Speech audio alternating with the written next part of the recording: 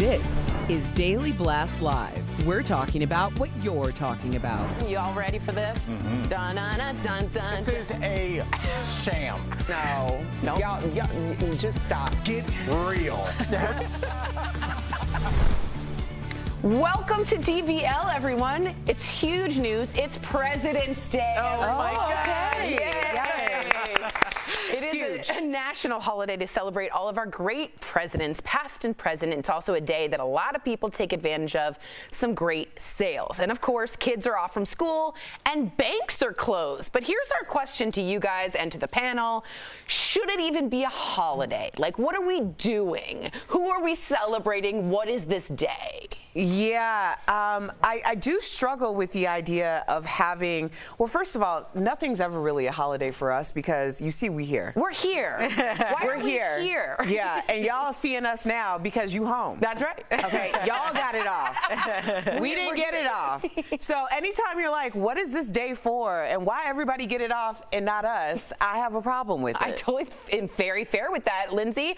I feel like I always find out the hard way that President's Day is a holiday because, like, I'm trying to go somewhere and it's jam-packed. Like last night we went up to the mountains and it was jam-packed at the restaurant that we love and I was just lost. But I feel like, you know, it's a good day off, but it's unfortunate that we don't get it off. Yeah, we're all just but, mad. You know, it's just been one of those irrelevant holidays that we were talking earlier before the show started. Like the sales to me aren't that legit as like Black Friday sales. Maybe from time to time again you can get a good piece, but like it's not a Black Friday type of holiday when it comes down to sales, and that's not even a day off. So if I could switch, I might do Black Friday as a real day off versus President's Day. Well, we were talking about the specifics of the sales because really that's what the whole thing's about, right?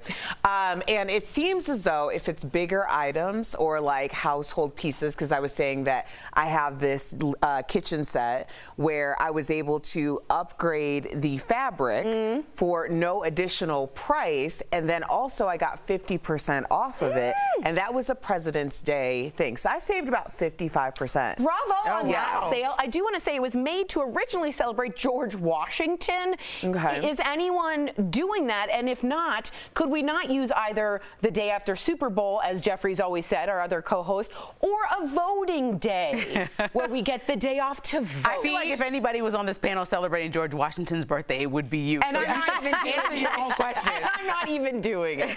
So yeah. Yeah, that brings up a really great point. The idea that we would celebrate George Washington, but we wouldn't get a day off to go vote.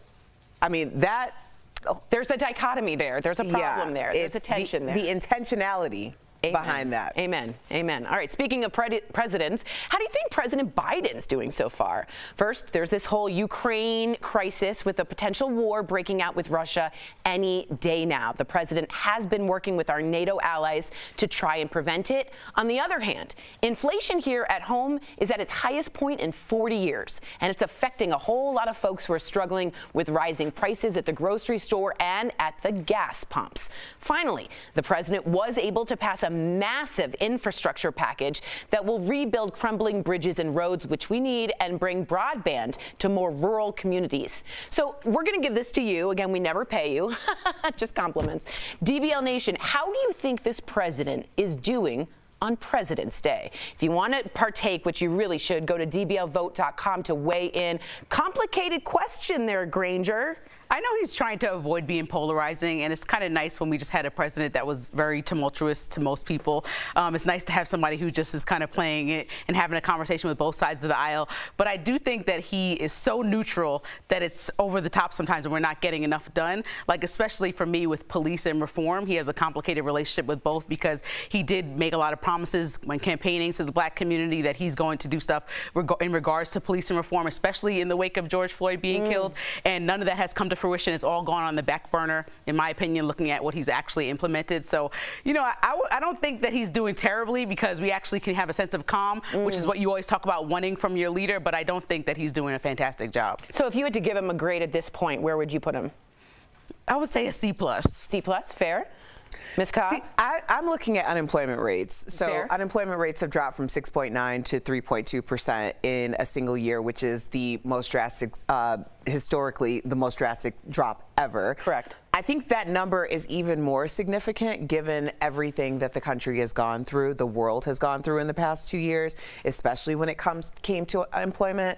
So I always am looking at unemployment rates because when we're talking about the land of opportunity and the idea that people are able to provide for themselves and their family, that's one of the most fundamental things that we need as a society.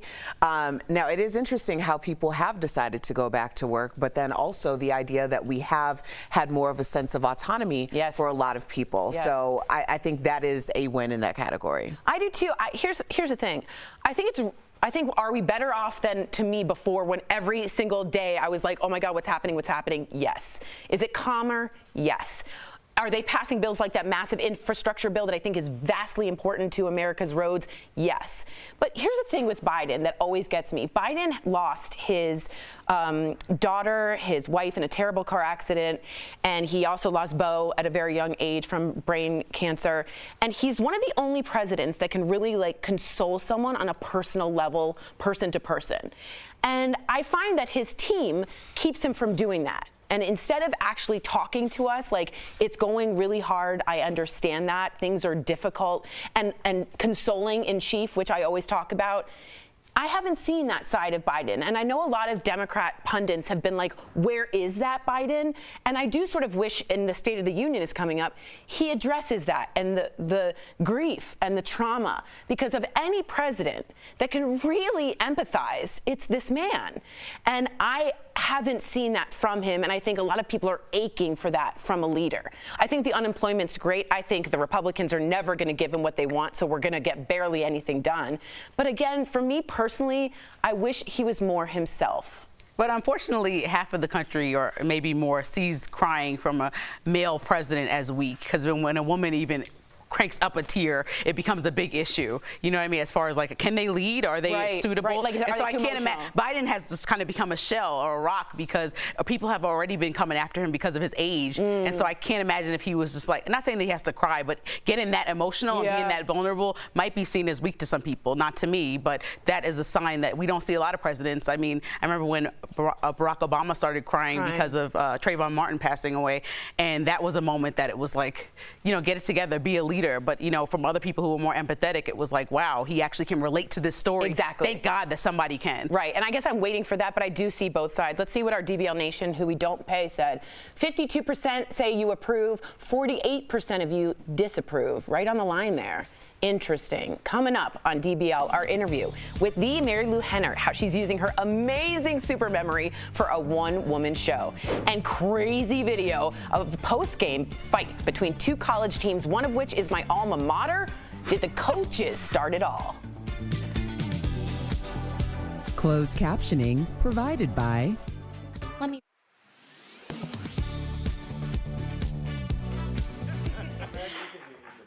Oh, you know what? I wanted to ask a question we didn't get to.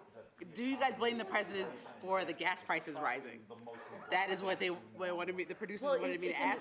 I don't know. What do you say, Erica? Well, we've already. When I see gas prices going up, it irritates me. I want to blame somebody. So anybody to blame, I would appreciate. Okay. Well, you also have to remember that That's great. in terms of gas prices, it has to do with what the reserve is, how the reserve is actually distributed, and by whom. And we had a couple of years where we had a reserve that was absolutely just being flooded out, and also taking more oil than usual from foreign countries. So now what's happening is the gas prices are going up because our reserve is low, and also there was kind of a moratorium on most fracking and drilling.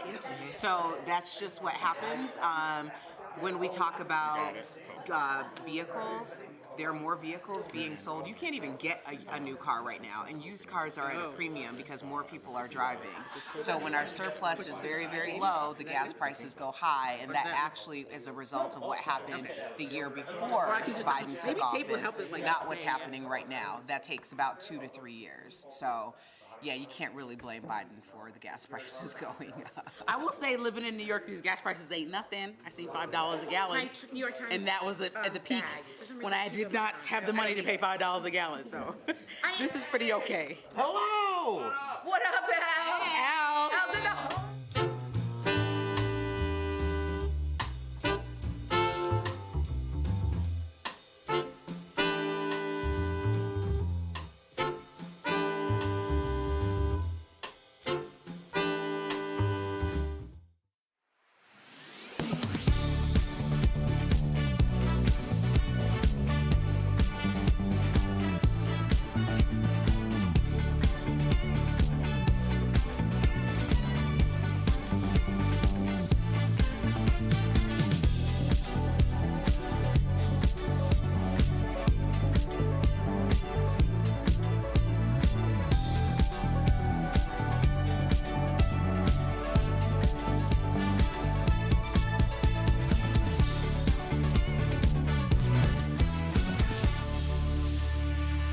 All right, welcome back. We got a couple of videos from over the weekend that really caught our eye. Check out this brawl that happened after a basketball game. This is my alma mater, University of Michigan's basketball coach got into a physical altercation with a coach from the other team. You can see him try and hit the other coach in the head. The whole thing became a big brawl between the two teams. I believe Wisconsin was the other team. Following the game, the Michigan coach explained that it was the other coach's fault for touching him first. And we're in second grade. It's like that he touched me first. What do you think about this? I just get confused when adults are still fighting. You know, it's just like, what is the parameters that it takes for you to actually get in a fist fight? For me, it takes so much. It's just like I'm just lost. It's like I know sports get hectic and you have a lot of emotions when you win or lose, but get it together. Especially for like a coach on television, you should be a role model, no? Not hitting the dude. I would say that, but you know, I think that emotions run very, very high. I'm not condoning anybody getting it. I mean, this is ridiculous and it's very embarrassing. But also, people need to learn to keep their hands to themselves. Yes, they do. I mean, even just especially in escalated situations, and you reach out and touch someone, that goes from 0 to 100 so fast. Yeah. But this is embarrassing. That was an open hand slap as well. That was a lot. The whole open thing. hands, yeah, like full grown man hand. All right, the next video is pretty crazy too. Get ready for this. Miami Beach Police Department posted this video of a helicopter. There you see it, right? Top right, coming straight down and crashing into the water just off a crowded beach on Saturday. Thankfully, I want to let everyone know everyone on board completely survived and none of the folks in the water at the time were injured. Oh. Dude, I would have been running, pretending I'm on Baywatch to save those people. There are some beaches I would, like... That's what I'm talking about you jumping in when it's unnecessary. I know. That doesn't call for Tori to save anybody. Swim well. But there are some beaches where it's actually like you can get a beautiful shot of the planes landing right by the beach. And that terrifies me because I don't want to see something that close. I always think the airplane's coming right down or the helicopter, whatever, on top of me. And this is the case where it actually is happening. That's terrifying. And I'm happy that everybody's okay. Oh, my God. I am glad that everyone's all right. All right, this next video might pull at your heartstrings. This is Zoe, who was first reported missing in 2010. She was reunited with her owner after 12 years when a Good Samaritan found her, called the authorities, who scanned her microchip. The dog's owner says she's still in shock. Am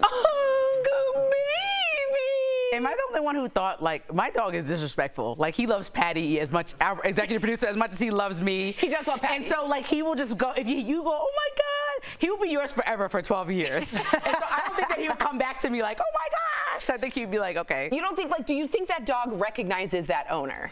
Possibly. I believe so. Okay. Yes, absolutely. The smell. Absolutely. Right? The smell. I know Spike, first of all, Spike doesn't go anywhere. He's completely opposite from your dog because I call Spike DJ White Shadow because he's white and fluffy and he is right behind you like at all times. Like I have to like walk around, like look to make sure because, you know, I had a Great Dane before. So if I turned, he was like right there. Spike is like, you know, a little further down.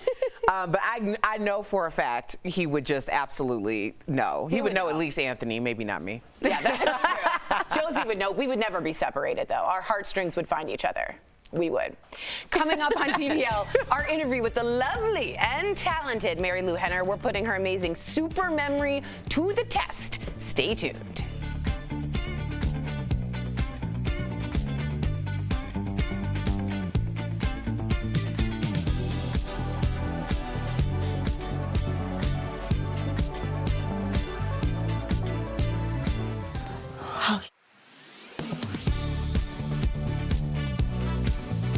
American troops are staged in Eastern Europe to assist its allies if Russia attacks Ukraine. President Joe Biden said the U.S. sent equipment into Ukraine and warned it would defend its allies.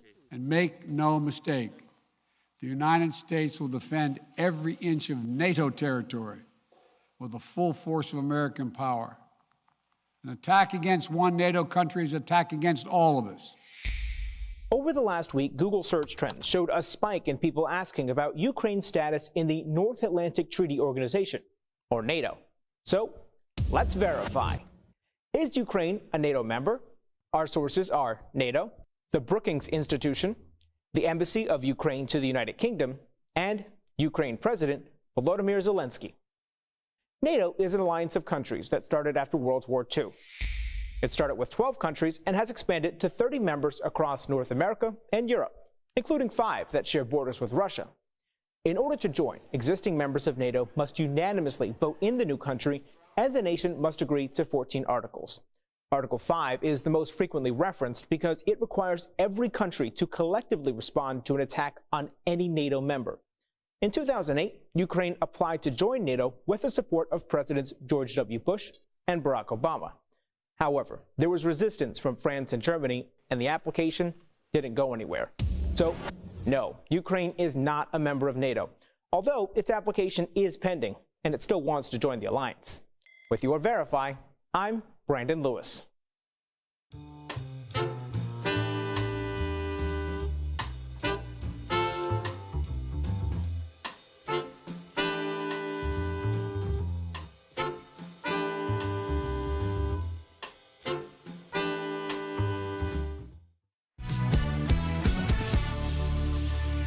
I do not tolerate high-pressure tactics, so I will give you an answer now. You are not my contractor. You are making a huge mistake. Not as big as the mistake you're making. Let go of my arm. Ooh, welcome back. That's Mary Lou Henner in her latest Aurora Teagarden Mysteries movie, Haunted by Murder. We spoke to Mary Lou about her time on Taxi and her amazing memory. Take a look. Mary Lou joins us live. Welcome. Yes. So happy to have you back. Now, during your time on Taxi, you were on the same lot as, let's go through it, Happy Days, Laverne and Shirley, Mork and Mindy. What was that like? Yeah, bosom buddies, booking scripts. I mean, all these people. It was so incredible to have that. It was kind of like a campus, but we were sort of the cool kids, the Taxi kids, because every Friday night after our show, we had a party. And 4 times a year, we'd have a blowout dance party in the Paramount Commissary. So everybody looked to the Taxi kids for their, like, you know, the cool kids. The cool kids. I'd want to go to that party. Tori just yelled out cool. Yeah. She's very envious of that party. Yeah. Very envious. Mary Lou, welcome back. Thank you. Yeah. I was going to say, it was Tom Hanks and Robin Williams and Peter Scolari and Michael Keaton, Jim Belushi, all the Happy Days in Laverne and Shirley. Now I'm jealous. Yeah. Now I'm out of it. We had Candace Cameron Bure on the show, and you play her mother. That's right, in Aurora Teagarden Mysteries, Haunted by Murder. She had a question for you, Mary Lou. I want you to take a look. Mary Lou, I told you, and I'm sure you remember, my haunted house story. So I want to know if you have any haunted house stories. Okay, I don't have haunted house stories, but I do have really psychic, crazy things that have happened to me. I mean, like, unbelievable. Okay, so I'm going to tell you one of my favorites, because I've got probably 50. But this was my favorite. I was with my second husband at the time, Rob Lieberman, and I was doing a movie, so I was night shooting. And I came home, I got into bed, I was tired, and he woke me up at 9 o'clock and he said, "What's Carla's number?" And Carla was somebody who was helping us decorate the house. Carla Champion, brilliant.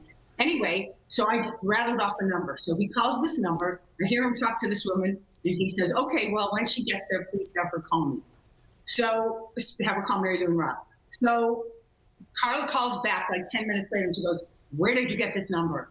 And he said, "Well, Mary Lou gave it to me." She said, "How does she have it? Because I don't even have this number you guys called. It's the private line in their bedroom. I'm redoing their bedroom, but no one has this number. Whoa. It's a private line." And he woke me up and said, "Where did you get that number?" I said, "I don't know. You said, give me Carla's number," and I pulled it up. So that kind of thing happens to me. Like crazy, hair up the back of your neck kinds of things. I do have goosebumps, and I will call you later for lotto number. People might know you from Taxi. I know you from Noises Off. I just want to say thank you for that movie because it's my absolute #1 favorite. We all know you have an amazing memory, really. Now you're incorporating it into your one-woman show, and you're performing a song about it. Is it not Memories? No. I think people would like, some people do this. But no, my brother wrote this fabulous, the Peggy Lee song, "'Cause I'm a Woman," that song. So I thought I have to do a song about my memory because and let me explain it, like in a song. So he wrote these incredible lyrics. Can I sing a little for you? Please. Okay, so I'll just do the first verse. So it's like, I can tell you the day of the week and what I was doing on any given day. I recall every tryst on my list, especially the foreplay. I remember the fall of the big Berlin Wall and what I was eating for lunch. Saddam underground, Koufax on the map, Muhammad Ali's jungle punch. Cause I had exam, FLHSAM. Wow. I say it again, because ASAM is what I have. It's highly superior autobiographical memory. Okay, so we do have a couple of dates for you. Do you remember what happened on September 13th, 1978? September 13th. That was the day after. Okay, so September 13th, 1978. That was the day after Taxi premiered. Whoa. September 13th was a Wednesday. So it premiered September the 12th on 78. So it was on that. And then the 2 days later, I was actually at the time, I was with Johnny Travolta. We were dating then. And we were in London together because he was opening Greece. But on the 15th, we went to New Orleans to do the that was You're right. She is right. Yeah. That was not pre-planned. I give our viewers my word. Wow. That was completely spontaneous. You are incredible, Mary Lou. Thank you for joining us. Thank you, Mary Lou. Thanks, guys. Make sure to catch Mary Lou and Aurora Teagarden Mysteries Haunted by Murder, currently playing on Hallmark Movies and web series. We'll be back. DBL is sharing milestones in Black history. The Black Lives Matter movement forced Americans to have an updated conversation about race in light of Trayvon Martin's fatal shooting. Aiming to fight racism and anti-Black violence, the organization grew nationally when the lives of Michael Brown and Eric Garner were taken. It then became a global conversation with George Floyd's death. Promotional consideration is brought to you by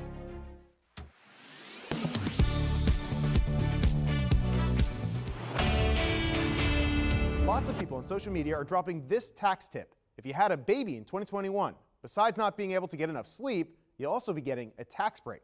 But before you pop the champagne, let's verify. If you had a baby last year and didn't get extra child tax credit money, can you get it by filing your taxes? We checked the IRS website, spoke with IRS spokesperson Luis Garcia, and asked tax expert Henry Grez. They all agree that yes, you can. Under the American Rescue Plan, parents were given the option to get some of the money that comes in the form of a tax break early and in 6 monthly installments. It also bumped up the credit from $2,000 to $3,000 for kids 6 to 17 and $3,600 for kids under 6. The amount of money you got was based on your income and the number of children listed on your 2020 return. So what about new parents? According to our sources, anyone who had a baby, adopted, or fostered a child in 2021 can qualify for the child tax credit as long as you're still under that income limit. If your income was substantially higher in 2021 than 2020, you potentially are not eligible for as much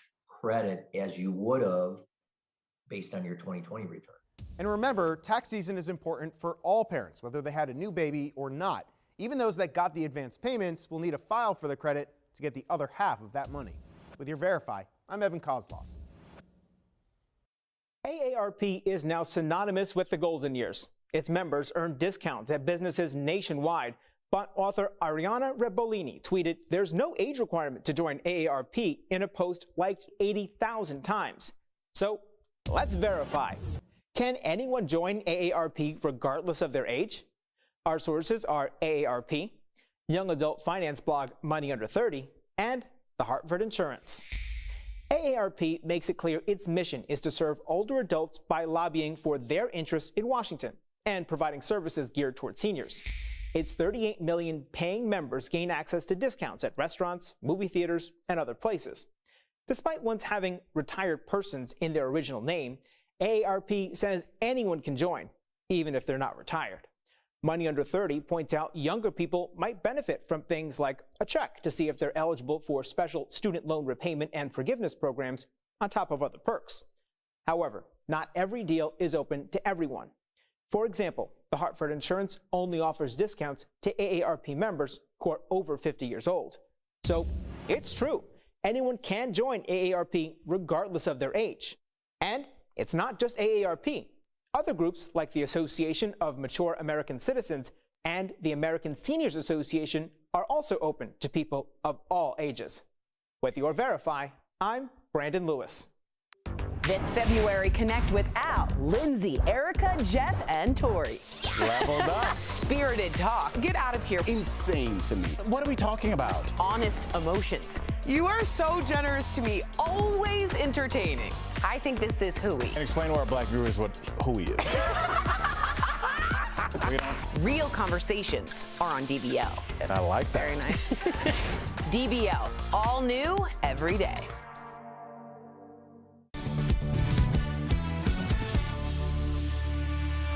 Welcome back to DBL. Daniel Radcliffe is transforming into Weird Al Yankovic for a new movie. And here's a look at Daniel. Huh? He looks like my dad in the 70s. I can't get out of the Harry Potter mode.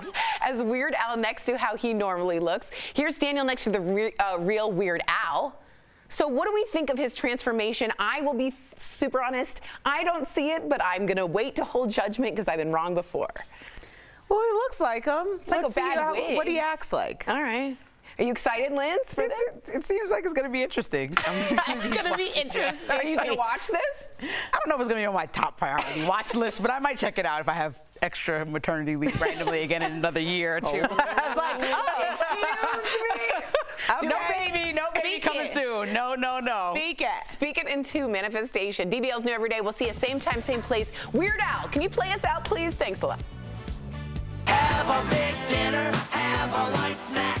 If you don't like it, you can't send it back. Just eat it, eat it. Get yourself an egg and beat it. Have some more chicken, have some more pie. It doesn't matter if it's boiled or fried. Just eat it, eat it. Don't you make me repeat it. Have a banana, have a whole bunch.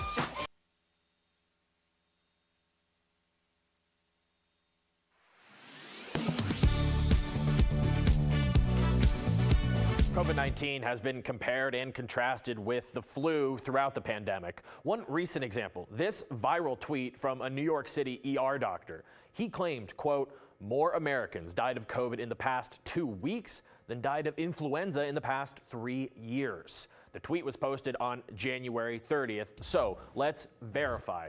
Did more people in the United States die of COVID in the 2 weeks before January 30th than died of the flu in the past 3 years? Our sources, the CDC, and the National Center for Health Statistics. That center, the NCHS, one of their jobs is to compile death records from around the country. They track everything from strokes to overdoses to flu and COVID in weekly reports. It takes a couple weeks for those records to get processed, so that's why we're doing this story now instead of when the tweet was initially posted. Anyway, according to this database, between the week of January 30th, 2019 and the week of January 30th, 2022, 16,844 people died from the flu in the U.S. And between January 16th, 2022 and January 29th, 23,524 people died from COVID-19. So we can verify, yes, more people in the U.S. died of COVID in the 2 weeks before January 30th than died of the flu in the past 3 years. With your Verify, I'm Casey Decker. This February, connect with Al, Lindsay, Erica, Jeff, and Tori. Leveled up. Spirited talk. Get out of here. Insane to me. What are we talking about? Honest emotions. You are so generous to me. Always entertaining. I think this is Hooey. And explain to our black viewers what Hooey Here's is. what we're talking about today on Daily Blast Live. The Winter Games have come to an end. Was it all a success, or could it have been better? 8-time medalist Apollo Ono is here live to give us his take. Crazy video of a post-game fight between two college teams. Did the coaches start it all? Plus, what caused this helicopter to crash near a crowded beach? Can you believe both of these photos are the same person? A former heroin addict is here live to share her remarkable story. And Courtney Cox gets honest about having work done on her face. Does she regret it? Oh my gosh. Are you insane? This is a sham. No. Nope. Y'all, just stop. Finally here. Drum roll. Welcome to DBL. Tori, your hair looks beautiful. Thank you so much. And wasn't Jeff saying the opposite? Yeah, he said that this looks like... Well, no, I thought you were auditioning for the Broadway musical Cats. It's a little theatrical, and I'm trying it wonderful. out. Thank I love you it. so much, Yep, Sam. shows off your gorgeous face. Al, you look handsome as Thank you. I guess Dickens today. Sam's giving compliments over us. So it's on us to And Sam, handle you it. look beautiful. Thank you, You're Tori. so welcome, Sam. Okay. Happy President's Day, everyone. So it is a national holiday. That was quite the applause. To celebrate all of our great presidents, past and present. It's also a day that a lot of people take advantage of some really great sales. Of course, kids are off from school, banks are closed. Should it be a holiday? I'm looking at our viewers. Some of our viewers question why it is a holiday. Just dial it back 2 weeks. We could have all the same, hey, good for the presidents, but it's the day after the Super Bowl. Let's just make it happen. Even though we're still here, which stinks, at least America will be happy. I think it's deeper than that, Jeff. I think there's two different kinds of holidays. There's holidays where you know what you're supposed to do, and then there's holidays that you don't. And this is a holiday you don't know what to do. Halloween, you know what to do. Christmas, you know what to do. Thanksgiving, you know what to do. Name another holiday where you don't know what to do. You don't, like, Arbor Day. Okay, fair. You plant a tree. I always No plant one a has tree. ever done that. Really? I've been planting a tree since Tree People over off a Sunset, if you guys remember Tree People, because they all were from LA. Nobody knows who Tree People what are. you're talking about. And we all lived in LA. All right. I've never heard Arbor of Tree Day, People. people know what to do with Arbor Day. Tori. I would just like to say, and I kind of agree with Jeff, move it back and let people have that day. Or how about we have voting be a federal holiday so important. people can have the day off. In other countries, this is normal. We should make it easier for people to vote. And we're celebrating George Washington, and we're not celebrating voting. What are we doing? You have to do something where you can also mix in drinking. No, you don't. Yes, because if you do the voting, the hard work, if there's a drink, like St. Patty's Day is like, it's popular for a reason. If you say, go do your civic duty, and then there's some kind of party we make up, people would do it. A little voting day party. Coming from the sober person. Yes, but I'm like, you got to get people into the booths. Get smashed and go vote for our president. Speaking of presidents, how do you think President Biden is doing so far? First, of course, there is the Ukrainian crisis with a potential war breaking out with Russia any day now. Now, the president has been working with our NATO allies to try and prevent it. But on the other hand, inflation here at home is at its highest point in 40 years, and it's affecting a lot of folks who are struggling with rising prices at the grocery store, at gas pumps. Finally, the president was able to pass a massive infrastructure package that will rebuild crumbling bridges and roads and bring broadband to more rural communities. DBL Nation, got to hear from you. How do you think the president is doing so far? We're going to get to the panel, but please go to dblvote.com to weigh in. What do you think, Tori? This is hard. Do I think that I'm not doom scrolling every day like I was in the previous administration and things have calmed down? Yes. And I always say that pendulum, I think, has swung a little bit. It's still polarizing, but it's there.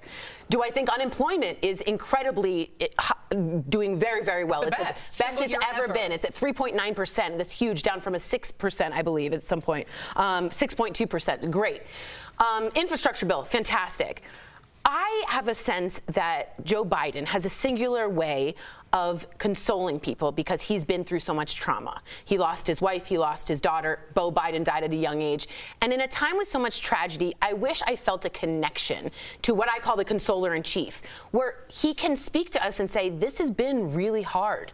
And if any president to understand trauma, Biden would get it. So do I wish I got more human Biden? Yeah, and a lot of pundits agree with me. We're getting a robotic and Biden, and maybe that's what we need too. But I prefer to hear I'm fine with that. I'm not. But I need Jeff to be cool with me. I don't need my president to be my best friend. I don't need my best friend, but I need him to understand No, you know what, Tori? I needed masks. And I went into CVS when I was in LA a couple weeks ago. They had free N95 masks just out on a picnic table. Too. We got them at Safeway. Yeah, they're where there weren't any. Like, have we all forgotten where we were a year and a half ago, Sammy? Where, like, we have guests in the studio right now. Like, stop. That's insane. So that you was, feel good but about great. Biden? I am happy with where we are. Is it perfect? But No. here, but I can hug people. There and has that means something. There has to be some accountability, right? Because I'm tired of this. I'm a Democrat, so I'm going to stand behind my guy no matter what he does. Listen, inflation's up. Gas. We all see it at the gas pumps. We all see it when we're buying groceries. You have to be held accountable. This guy does not even show his face. We don't know what's going on. You have to say, hey, we need better from you. We talked about Trump every single day. We knew what he ate for lunch. When this guy falls up the stairs of Air Force One, we don't show up because we don't want to insult him. But there's a It's reason like we need to we hold cover him Trump, 'cause accountable. I agree with you. I don't necessarily think that's Biden's fault that inflation and gas prices I want are to talk high. about inflation really Please. but go ahead, finish your statement. But I'll get to. I'll simply say that Trump was always on because Trump was always creating such a big noise. That was him every single day. We want quiet Mike president. Pence. I want a Mike quiet Pence, a president. fly flew in his hair. They did it on Saturday Night Live for 2 months in a row with Jim No, they're Carrey. making fun We don't of talk Biden. about Kamala Harris. We don't talk about Joe Biden. We don't even bring them up. But to Jeff's point, the scrutiny is definitely different.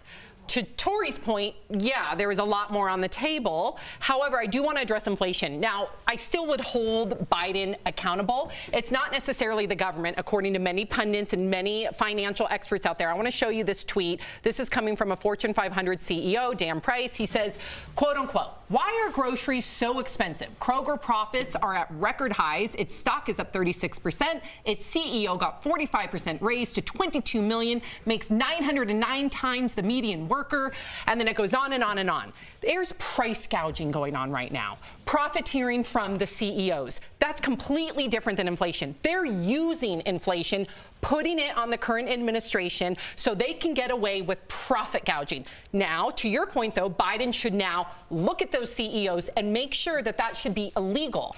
So it's not necessarily inflation, but we still need to have accountability. And that's where we're going to run into trouble, Sam, because we've proven that CEOs can kind of have their run of the mill. They never get in trouble. They can name their own price. When they are outed and forced to leave under bad situations, they are given golden parachutes that one. Well, that's would to just Sam's point. Does he regulate that more? But how do you regulate corporations when corporations run everything? Listen, we're at the point. We're at the point now where it's like, hey, at least he's not Trump. We're past that point now. You got to step up and start taking control, and not just hang your hat on. He's not Trump. We can't. We got to get past that. Definitely agree with that. Let's see what our viewers say. 58% of you disapprove. Wow. All right. There you go. Coming up on DBL, Apollo Ono will be here live. What does he think about this year's Winter Games? And a college basketball game gets ugly. What led to this big fight? Closed captioning provided by. So much is happening live this week on DBL. You're not going to want to miss a day. Sex expert Dr. Diana Wiley, Real Housewife Heather Dubrow, Joseph Gordon-Levitt, Julie Chen Moonves, and David Arquette, all live, all this week, only on DBL.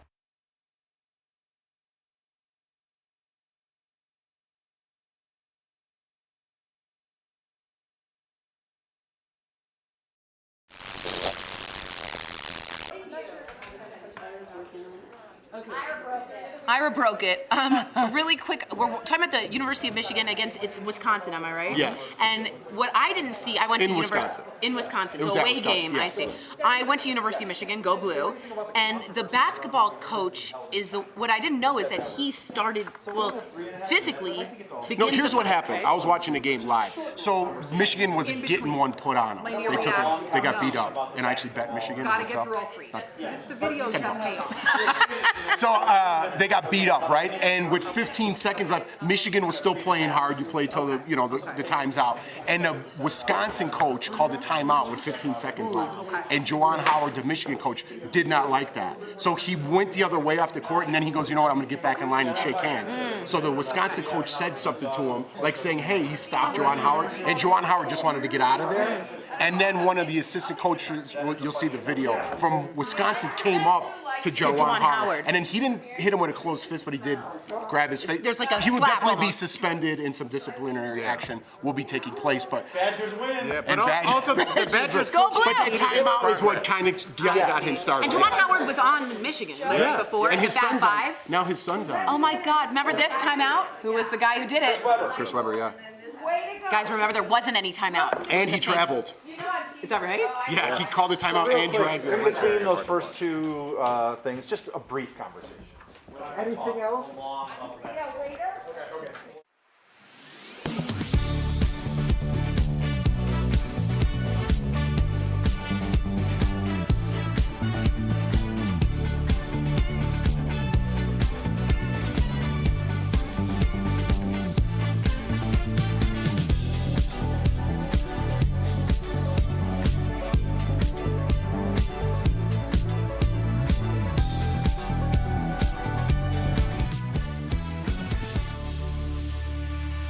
Welcome back. We've got a couple of videos from over the weekend that really caught our eye. Check out this brawl that happened after a basketball game. Michigan's basketball coach got into a physical altercation with a coach from the other team. You can see him try and hit the other coach in the head. The whole thing became a big brawl between the two teams. Now, following the game, the Michigan coach explained that it was the other coach's fault for touching him first.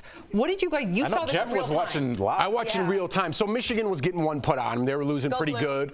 There you go. Alma mater, baby. And the Wisconsin coach, there was 15 seconds left, and he called timeout, which was kind of disrespectful for Juwan Howard. They were playing hard, but then Juwan Howard left the line, the Michigan coach, came back into the line, and the coach kind of stopped him, like saying, hey, I apologize or whatever. He was hot still, and then an assistant coach came over to defend, and that's when the action happened. He's going to get suspended, and there will be Do you some think the disciplinary. other coach should have anything done to him? I don't know, man. I don't know. You get hot, man. Sports brings this out of people, and it's unfortunate, but yeah. Not good. Not a good look. All right, so this next video is definitely crazy. The Miami Beach Police Department posted this video of a helicopter crashing into the water just off a crowded beach on Saturday. Look at all those people. Thankfully, everyone on board survived. None of the folks in the water at the time were injured.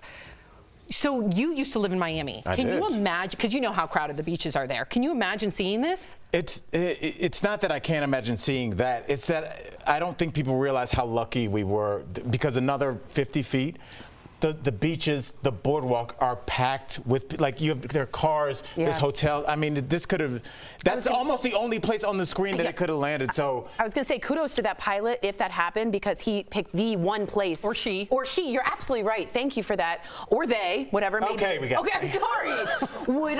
Was the safest place to land. That was all I was saying. Well said. Sorry. Okay, so this next video, Natalia, is going. So what Al said. Are you guys ready for Zoe or what? This is Zoe, who was first reported missing in 2010. She was reunited with her owner after 12 years. she looks pumped. Stop it. When a good Samaritan found her and called the authorities, who scanned her microchip, the dog's owner said she was still in shock. They don't look like they know each other. No, she does. How, Sam? She didn't even turn around and look. First of all, do you know that dogs' receptors, they have 300 million smell receptors. We have 6 million. So they can smell that much greater than you can. She was like, oh, here's that owner I barely remember. Their part in their brain that associates and analyzes smell with memory 40 times larger. What's the part that makes it ours. turn around and act like it cares? What part of the brain is that? It's in shock. The dog did not care. The dog. We've done dog reuniting videos where the dog is wagging his tail, going crazy. We've never seen a dog react like. This might be an elderly dog because it's been 12 years. yes. Maybe some arthritis. Am I right? Some bone spurs. Yeah, yeah. Well, we'll never know, and neither will that dog, because it doesn't know who is petting it right now. There's nobody. Can you give it credit for its 300 million smell receptors? No, it didn't do anything to earn those. That's biology. Where was it for 12 years? Clearly not with that owner.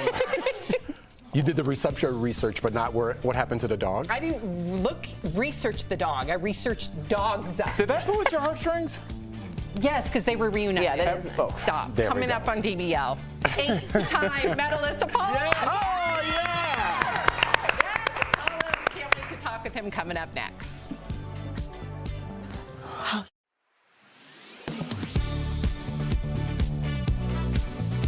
American troops are staged in Eastern Europe to assist its allies if Russia attacks Ukraine.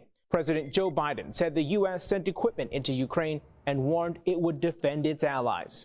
And make no mistake, the United States will defend every inch of NATO territory with the full force of American power. An attack against one NATO country is an attack against all of us. Over the last week, Google search trends showed a spike in people asking about Ukraine's status in the North Atlantic Treaty Organization, or NATO. So, let's verify. Is Ukraine a NATO member? Our sources are NATO, the Brookings Institution, the Embassy of Ukraine to the United Kingdom, and Ukraine President Volodymyr Zelensky. NATO is an alliance of countries that started after World War II. It started with 12 countries and has expanded to 30 members across North America and Europe, including 5 that share borders with Russia. In order to join, existing members of NATO must unanimously vote in the new country, and the nation must agree to 14 articles. Article 5 is the most frequently referenced because it requires every country to collectively respond to an attack on any NATO member. In 2008, Ukraine applied to join NATO with the support of Presidents George W. Bush and Barack Obama. However, there was resistance from France and Germany, and the application didn't go anywhere. So, no, Ukraine is not a member of NATO, although its application is pending, and it still wants to join the alliance. With your Verify, I'm Brandon Lewis.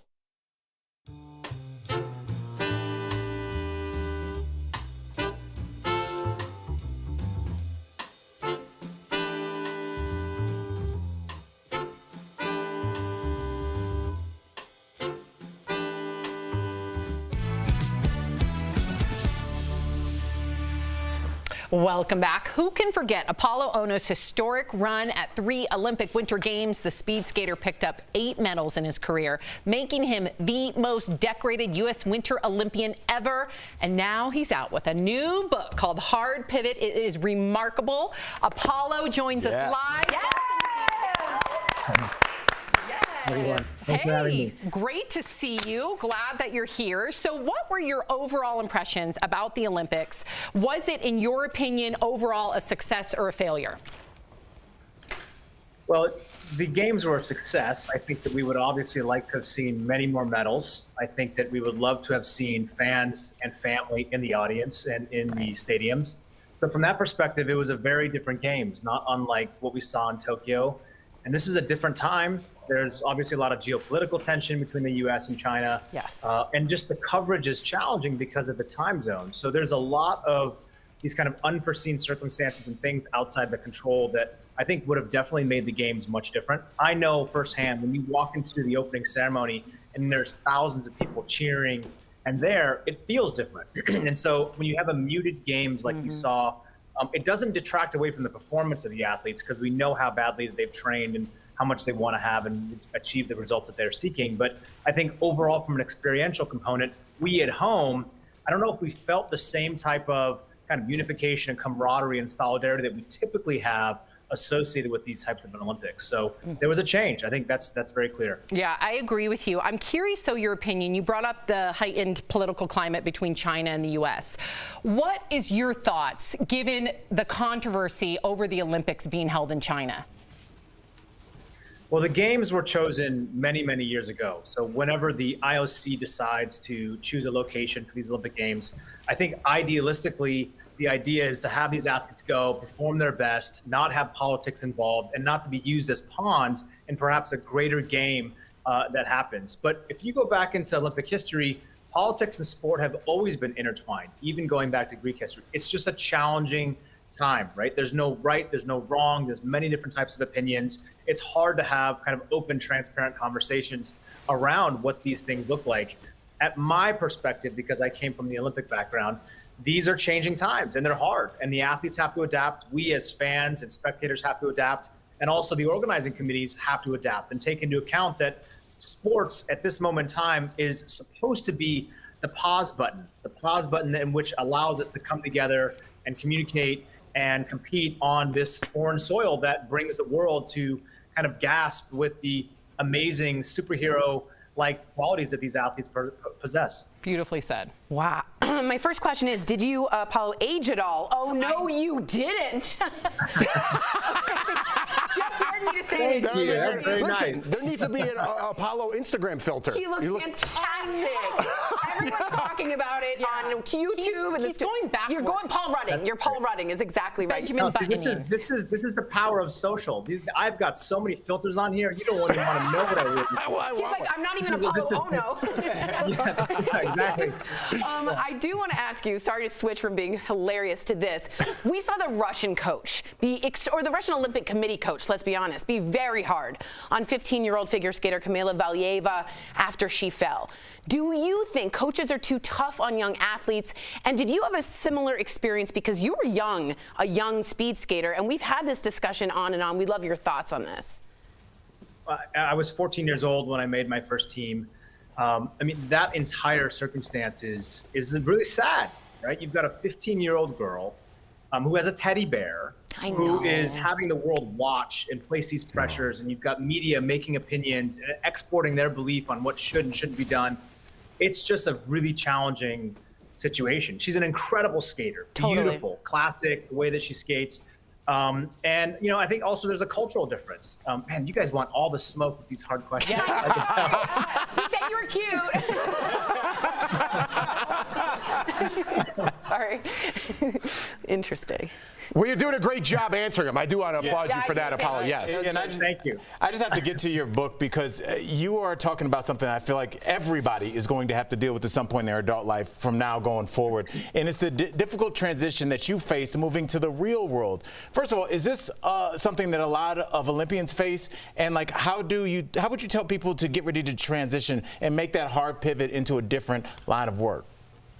I think hard pivot is a critical piece of change, but as we know, behavioral change is really challenging, right? That's why I've always said, like, January 1st New Year's resolutions are so hard to stick to because it enacts change and discipline and things that are uncomfortable. I would say majority of Olympic athletes really struggle with transitioning from one identity that has been given to them and that they were told and gotten all these affirmations. This is what you're good at. This is what your purpose is. This is what we'll celebrate you for. And that's in the form of your parents, your loved ones, your community, the fans, the coaches. That was a great lap, Apollo. Good job. You're so good. And then when all that is done, those are guardrails. Those guardrails that we have maybe in your current career path, all of a sudden when you decide to do something different by force or by choice, they go flat. And then you no longer know, you don't have that same support system that's there to tell you that this is your purpose, to tell you this is why you're here on Earth. And sometimes it can feel very lonely, very cold, and very isolated. And so the book's intention is to let people know, one, they're not alone. Two, there is multiple paths to perceiving what these challenges and difficulties are and transforming them into opportunities for you to grow and hopefully realign with your true north and your purpose, which, is hopefully the silver lining of COVID, right? There's tons and tons of trauma that all of us have faced over the past 2 years. But within that trauma is the silver lining to understand that we are going to embrace change, we're going to adapt to it, and we're going to move forward, hopefully, in a better version of ourselves than we are today. And that's really what reinvent. I love it. I love it. 2024. Quite an inspirational book. Apollo, thank you so much for joining us. And to our viewers, Apollo's book, Hard Pivot, is out tomorrow. For details, go to apolloono.com. We'll be right back. We're sorry for Tori. Sorry. Sorry. Promotional consideration is brought to you by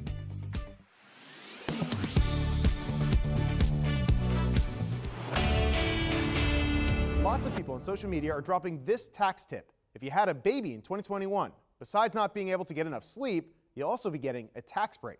But before you pop the champagne, let's verify. If you had a baby last year and didn't get extra child tax credit money, can you get it by filing your taxes? We checked the IRS website, spoke with IRS spokesperson Luis Garcia, and asked tax expert Henry Grez. They all agree that yes, you can. Under the American Rescue Plan, parents were given the option to get some of the money that comes in the form of a tax break early and in 6 monthly installments. It also bumped up the credit from $2,000 to $3,000 for kids 6 to 17 and $3,600 for kids under 6. The amount of money you got was based on your income and the number of children listed on your 2020 return. So what about new parents? According to our sources, anyone who had a baby, adopted, or fostered a child in 2021 can qualify for the child tax credit as long as you're still under that income limit. If your income was substantially higher in 2021 than 2020, you potentially are not eligible for as much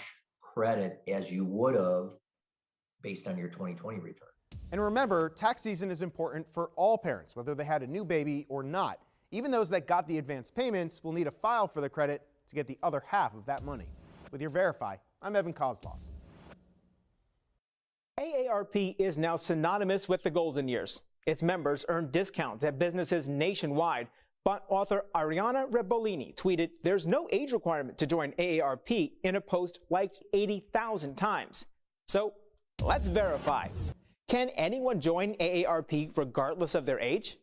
Our sources are AARP, young adult finance blog Money Under 30, and the Hartford Insurance. AARP makes it clear its mission is to serve older adults by lobbying for their interests in Washington and providing services geared toward seniors. Its 38 million paying members gain access to discounts at restaurants, movie theaters, and other places.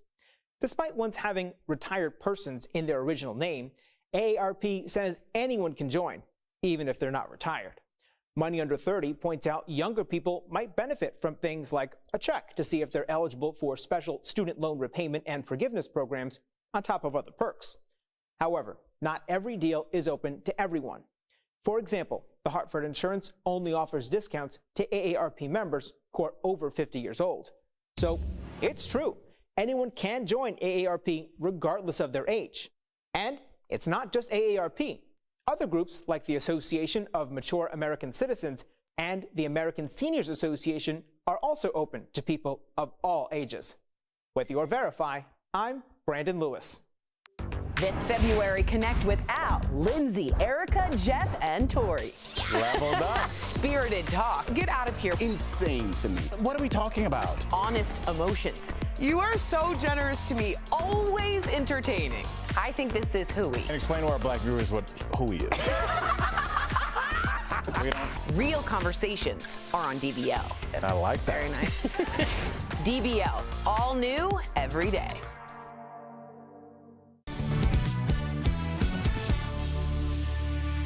Welcome back to DBL. I love sharing the comments. Scott says he is a good-looking guy. My girlfriend was commenting about him too. No Name says, look at Tori fanning over Apollo. What? Yeah. We can't blame you. We all did. He was so outspoken and took it really well. I just thought he was a great guy. I managed to be professional. I did too. Yeah, so there was Jeff. a deer in the headlights moment when we just dropped everything we were saying, and Tori's just like at one point. I was really overwhelmed. I was a bit honored to speak with him. You were taking it in. Honored. She was taking it in. If you're leaving us, you can watch the show online. Watch on YouTube, dailyblastlive.com, or our DBL app. But if you're sticking around, here's what's coming up. A former drug addict who turned her life around joins us live to share her incredible story. Wow. You don't want to miss it. Plus, Courtney Cox comes clean about the work she had done on her face, why she regrets it now.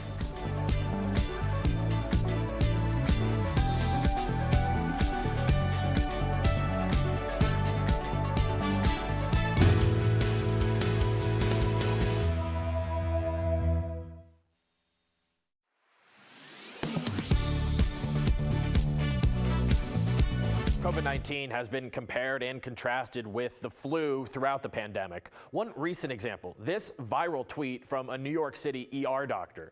He claimed, quote, more Americans died of COVID in the past 2 weeks than died of influenza in the past 3 years. The tweet was posted on January 30th. So let's verify. Did more people in the United States die of COVID in the 2 weeks before January 30th than died of the flu in the past 3 years? Our sources, the CDC, and the National Center for Health Statistics. That center, the NCHS, one of their jobs is to compile death records from around the country. They track everything from strokes to overdoses to flu and COVID in weekly reports. It takes a couple weeks for those records to get processed, so that's why we're doing this story now instead of when the tweet was initially posted. Anyway, according to this database, between the week of January 30th, 2019 and the week of January 30th, 2022, 16,844 people died from the flu in the U.S. And between January 16th, 2022 and January 29th, 23,524 people died from COVID-19. So we can verify, yes, more people in the U.S. died of COVID in the 2 weeks before January 30th than died of the flu in the past 3 years. With your Verify, I'm Casey Decker. This February, connect with Al, Lindsay, Erica, Jeff, and Tori. Leveled up. Spirited talk. Get out of here. Insane to me. What are we talking about? Honest emotions. You are so generous to me. Always entertaining. I think this is Hooey. And explain to our black viewers what Hooey is. Real conversations are on DBL. And I like that. Very nice. DBL, all new every day. Is Daily Blast Live. We're talking about what you're talking about. Oh my gosh. Are you insane? This is a sham. No. No. Y'all, just it's stop. Finally here. Drum roll. Welcome to DBL. All right, so Courtney Cox is opening up about getting injections in her face. Speaking to the Sunday Times, Courtney said that she tried to chase looking young for years, but later realized that she started to look really strange with injections and doing other things to her face. Courtney said she realized people were talking about the dramatic change in her face, and that led her to stop.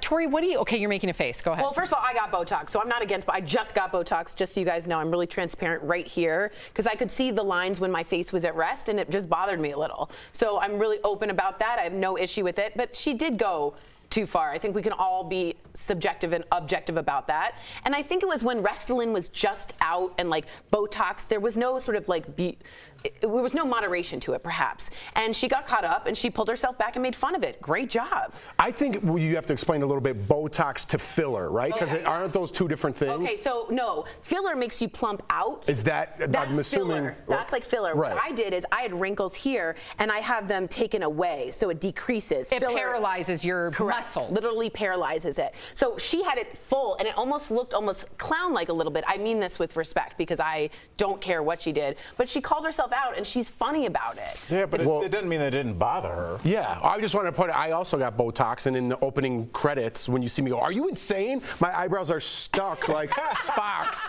And it's like, that's because I look insane. You look insane. We need to update that, because every day I look at that. It's like Spock. I mean, if you think I just said that joke. She's around our age.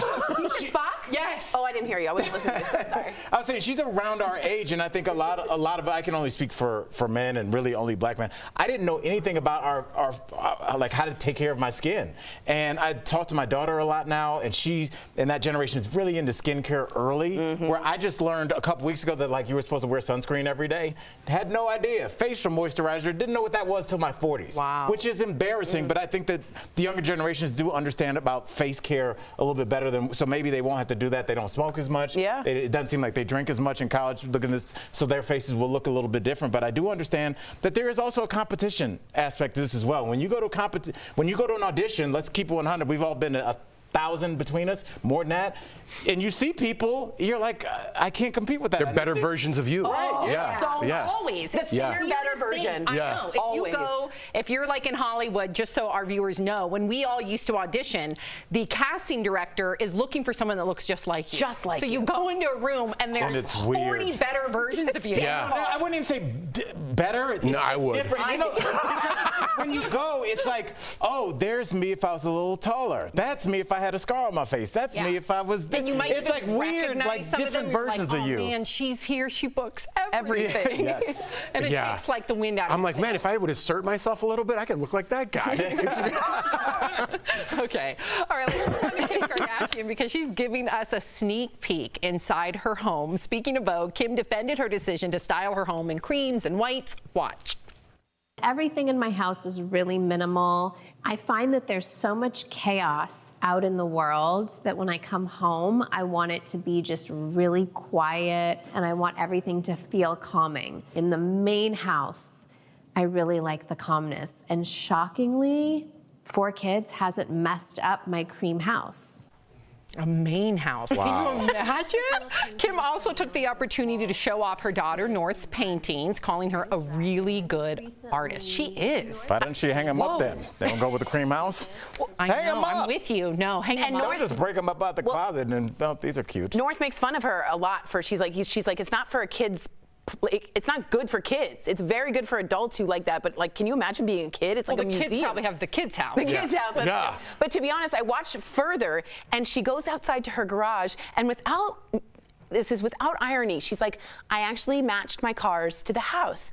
And her cars are all this gray, neutral tones. Do you? Yeah, we always do black cars because we have black garage doors. And first of all, you know me, I like black. Yeah. Black, black, black, black, black. So for me, yes, I did not want to have 2 red cars when our house is white with 2 black garage doors. I never thought I thought of it would that. clash. Wow. I never thought about that. I had never. No, well, a lot of people haven't. But, you know, the guy at security, I had to go like redo my badge this morning. Me too. And he's like, what kind of car you have? I'm like, I don't know. And I sounded like I stole it. I'm like, I don't even know. And I had it for 11 and years. You started to feel guilty. Yeah, I was like a G something with numbers Jeff, on it. I don't even know my license You plate. just recently, congratulations, you moved into a house. Did you guys have a theme when you guys, did you go, we want this to be minimalist or like lived in? Like, what, did you have a thought? We had a theme, and Jordan took over. So that was. So what did it turn into? Like whatever she wanted. I'm more surprisingly like Kim Kardashian. I like things clean, minimal, less to clean up, easier to clean. And Jordan's like putting rugs under things. 2 rugs when I walk in the door. I'm like, what is that? Southern? She goes, it's Southern. There's 2 rugs out when you walk in the front door. 2 rugs too. So the 2 rugs are right in front of the door. You Yeah, have the what's up with that? thin woven one, and then the real one on top. Okay, where did this come from? It's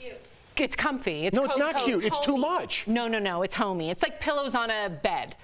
But I don't like that either. Yeah, a lot of guys I don't don't like want to that put the pillows on the floor. I feel weird. You don't put them on the floor. You put them in a basket. If there's next to the 16 bed. pillows on the bed, it's like, what do I do with them? I don't like that every night. And then The imagine weird having Tootsie all Roll that one. and then the 2 mats. Okay. Yeah, I don't like it. Get a bigger basket. It's not that big of a deal. I don't like the Tootsie Roll pillow. It's in the way. I don't know what to do with it. Do you lay on it? I hate that pillow. It's for lumbar. weird. Lumbar. What do you do with it? They should have a chiropractor and a bar called Lumbar. We have one more story I'm being told. Okay, Somebody tell me what to do with that pillow in the I break. will tell you, it's the lumbar support. But Daniel Radcliffe is transforming into Weird Al Yankovic. Okay, for a new movie. Weird Al is known for his music parodies, of course. Let's kind of go take a trip down memory lane and listen to the classics. Eat it, get yourself an egg and beat it. Hey, like a surgeon.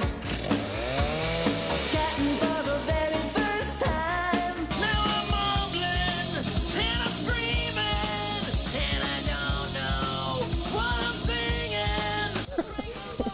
singing. Yeah, here's a look at Daniel as Weird Al next to how he looks normally, okay? And here's Daniel next to the real Weird Al. What do you guys think of his transformation? Tori's usually the really big critic when it comes to. I mean, Tori's like a mean casting director. I'm just saying, you could put any silly wig and that's an easy. It's not like he transformed. Did we have to show the actual Daniel Radcliffe? Can we see it again? I mean, that was really. Can we see it again? Let's look. What do you want, Tori? What could you want from that? Okay, I'm saying to you personally, in my head, when I picture Weird Al, the energy and color I get is very quirky, very weird. A Timothée Chalamet, a kind of, you said a Rami Malek, that kind of weird. How do you know Daniel can't do it? He can, but when I think of him, he's a British guy that's a little more uptight. Now, maybe that's why he's doing it. Those two don't connect on a Venn diagram. You said the same thing about Kristen Stewart, and I was wrong. And you were wrong. Right. You said the same thing about. I would say the Oscar voters thought you were wrong. No, excuse me, the Oscars haven't happened yet. Being the Ricardos will not win. Will. Who would you want to play you in a movie of yourself? She'd pick Heidi Klum. Heidi Klum? She's not quirky. No. I pick Anna Chlumsky. That girl looks. Oh, she'd be good. Yeah. Okay, I love her. All right. From my girl. I'm going to tell you mine after we get off the air. All right. Coming up on DBL, this is an incredible story. Trust me, you're going to want to stick around for this. An ex-addict transformed her life and became a college graduate. She's going to tell her inspiring story live. Coming up next. Closed captioning provided by. Hi, I'm. So much is happening live this week on DBL. You're not going to want to miss a day. Sex expert Dr. Diana Wiley, Real Housewife Heather Dubrow, Joseph Gordon-Levitt, Julie Chen-Moonves, and David Arquette, all live, all this week, only on DBL. Inventing Anna. Yeah. Oh, she's great. I know. Oh, she's good. Don't you think she kind of looks like me? That's actually a good call. I know. I thought you were talking about the girl from the I Don't Know Why, The Office. acting and inventing Anna. Number 2. She's over the top. She's good in Veep. In Veep, she's great. Not good in I know what you're saying. She's I know what you're saying. Anna way over the top. Yeah, She's like, I'm pregnant. But when we were watching, so if you haven't watched Inventing Anna, really good. it's pretty good. We're not done either. But there's one part, it's not a spoiler, but she has, remember when she has, did you get the part where she's having the baby? Yeah. No, not yet. Oh, you didn't? No. I don't know, she's in the office. She's like, I'm going to make one more call. I'm like, that didn't happen. Well, I did research this, and the actual woman, Jessica Yeah, but it Pressler, says on there. she did get pregnant and this is a almost true had the story baby. except for the parts that we But I filmed. took a deep dive. Yeah, me too. The New York Times tells you what's not part of the story, and it's little things. And it's when they say little he things doesn't- You like mean like little, making the phone call while she's going into labor? maybe things like that. I was like, but get the real. story's 1,000, and if you follow the real Anna Delvey's Instagram account, it's crazy if you scroll down how similar they nailed the look. I thought they might have done Wait, was she a con artist? Yeah. But she pretended to be a German heiress, conned the richest of the richest banks in Manhattan, got a $41 million loan, and ended up not going through because they had to check her assets. We have a couple more episodes, so let's not. I won't get away. Yeah. I can keep that too. And Jessica Pressler, the woman it's written on, did say she was very pregnant and almost giving birth while trying to get this story done. Yeah. So maybe that phone call during that is supposed to represent. That's just the last one we saw. Yeah. That's why I said that. Yeah. But it did seem to, and I thought that when they said except for stuff that's made up, I thought that was the stuff she made. Do you up. think we're starting to celebrate That's what I thought they meant. good That's looking? interesting. No, I don't like it. I don't like this girl.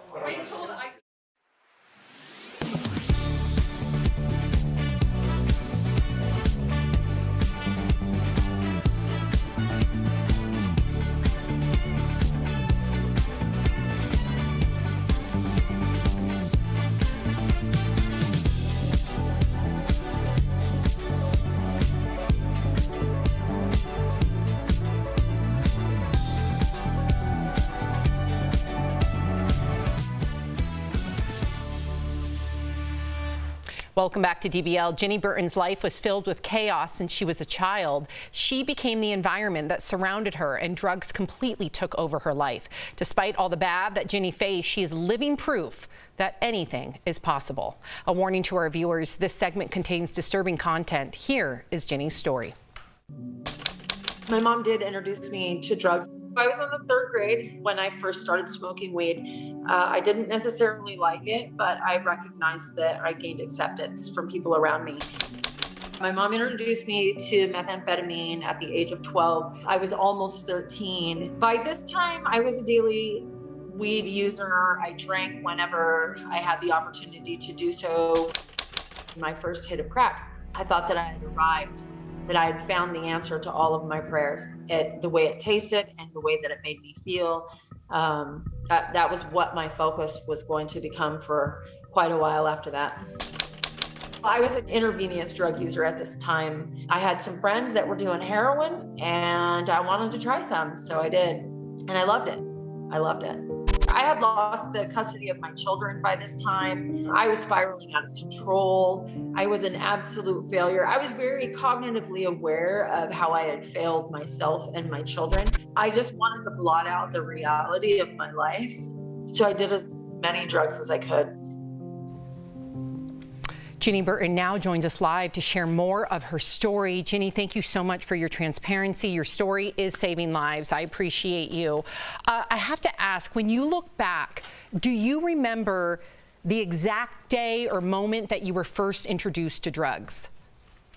I do remember that day quite well. I was anticipating the day with a lot of anxiety, actually. My mom and my brothers had created this plan to smoke weed, to have all of us smoke weed. And I knew that my dad had went to prison for using drugs. I didn't really have a concept of what drugs were, but I knew that weed was a drug and that it was really destructive. And so, I don't know, I was just really anxious and I didn't want to do it, but I was manipulated and convinced that it was the best thing to do. Wow. I mean, obviously, anybody watching can see how tough this is for you. But like Sam said, you are changing lives. And as somebody that's sober, wanted to ask you this question. You know, you used drugs for a long time, but there had to be a moment where you realized that it had to stop. And I know I had that moment personally. So can you share that with us? Like, what was the moment that you realized that this had to end? Yeah, that moment happened a long time before it actually ended. It happened in 1997. I was arrested for the 3rd time after I was released from prison the first time. I had been shot. I was in a car accident because the police were chasing me, and I was facing a 5-year prison sentence, and I was eventually convicted. And I knew that drugs were a huge part of the problem, and I knew that it was time for me to change that. I just had no idea how I was going to do it, but I just made a decision to stop using one day at a time, and I spent my entire prison sentence staying clean. And I stayed clean for a little while after I gotten out of prison, but in about a year and a half after that, I did relapse again. Wow.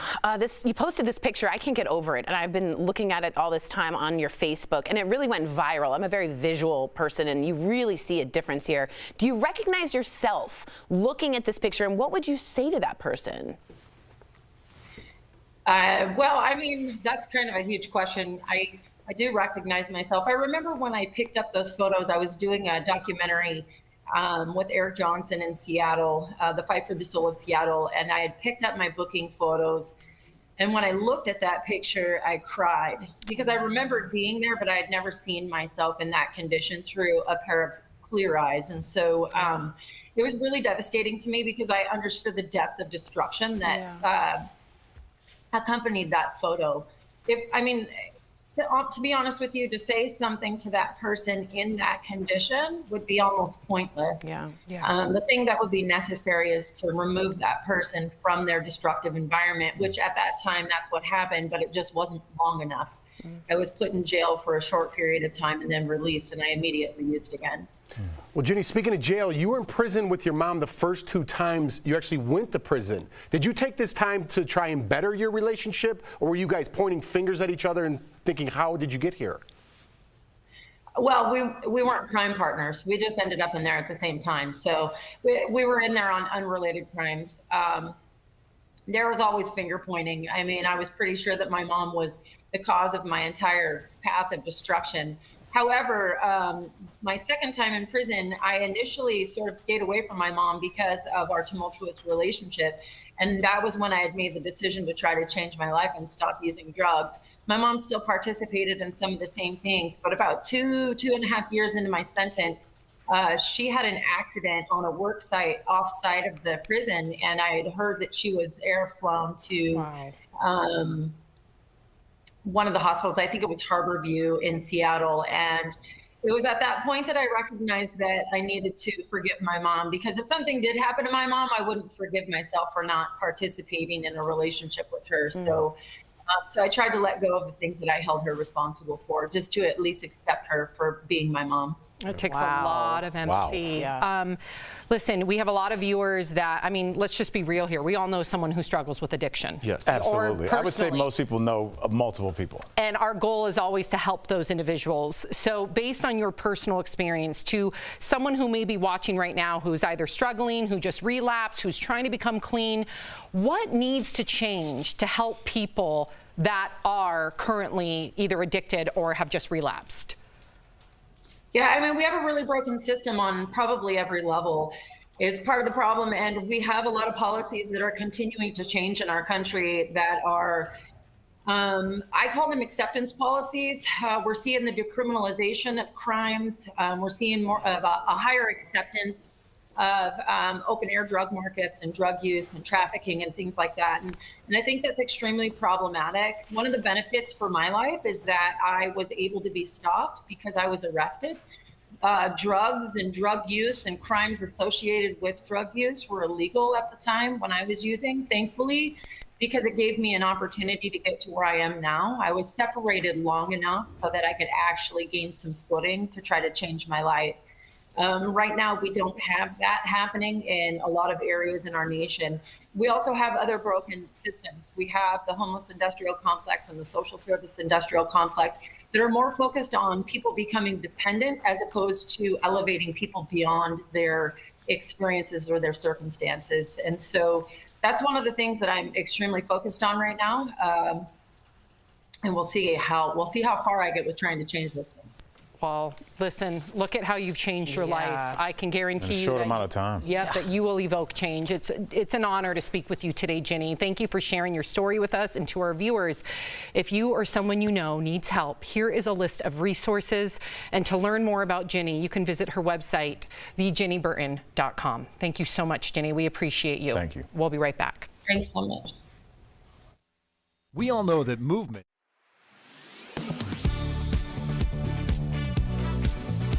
American troops are staged in Eastern Europe to assist its allies if Russia attacks Ukraine.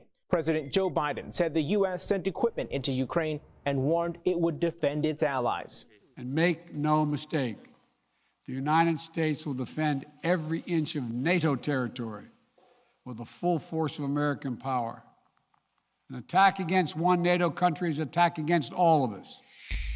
Over the last week, Google search trends showed a spike in people asking about Ukraine's status in the North Atlantic Treaty Organization, or NATO. So, let's verify. Is Ukraine a NATO member? Our sources are NATO, the Brookings Institution, the Embassy of Ukraine to the United Kingdom, and Ukraine President Volodymyr Zelensky. NATO is an alliance of countries that started after World War II. It started with 12 countries and has expanded to 30 members across North America and Europe, including 5 that share borders with Russia. In order to join, existing members of NATO must unanimously vote in the new country, and the nation must agree to 14 articles. Article 5 is the most frequently referenced because it requires every country to collectively respond to an attack on any NATO member. In 2008, Ukraine applied to join NATO with the support of Presidents George W. Bush and Barack Obama. However, there was resistance from France and Germany, and the application didn't go anywhere. So, no, Ukraine is not a member of NATO, although its application is pending, and it still wants to join the alliance. With your Verify, I'm Brandon Lewis.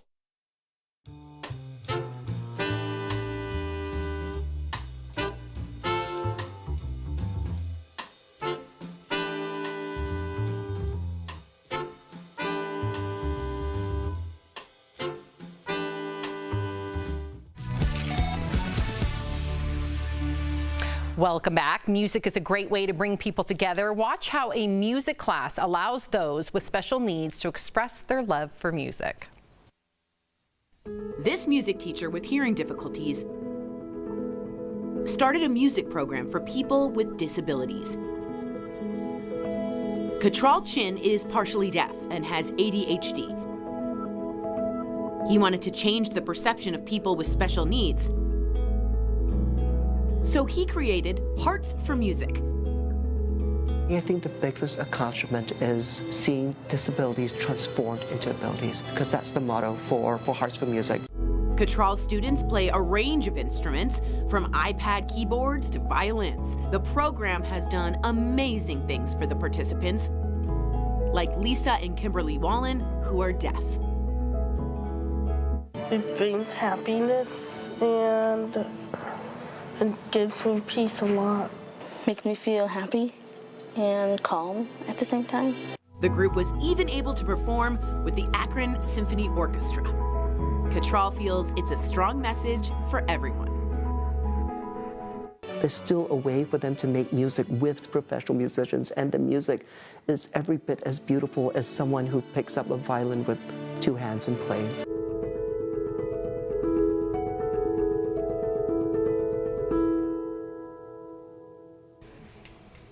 We'll be right back. Promotional consideration is brought to you by At least.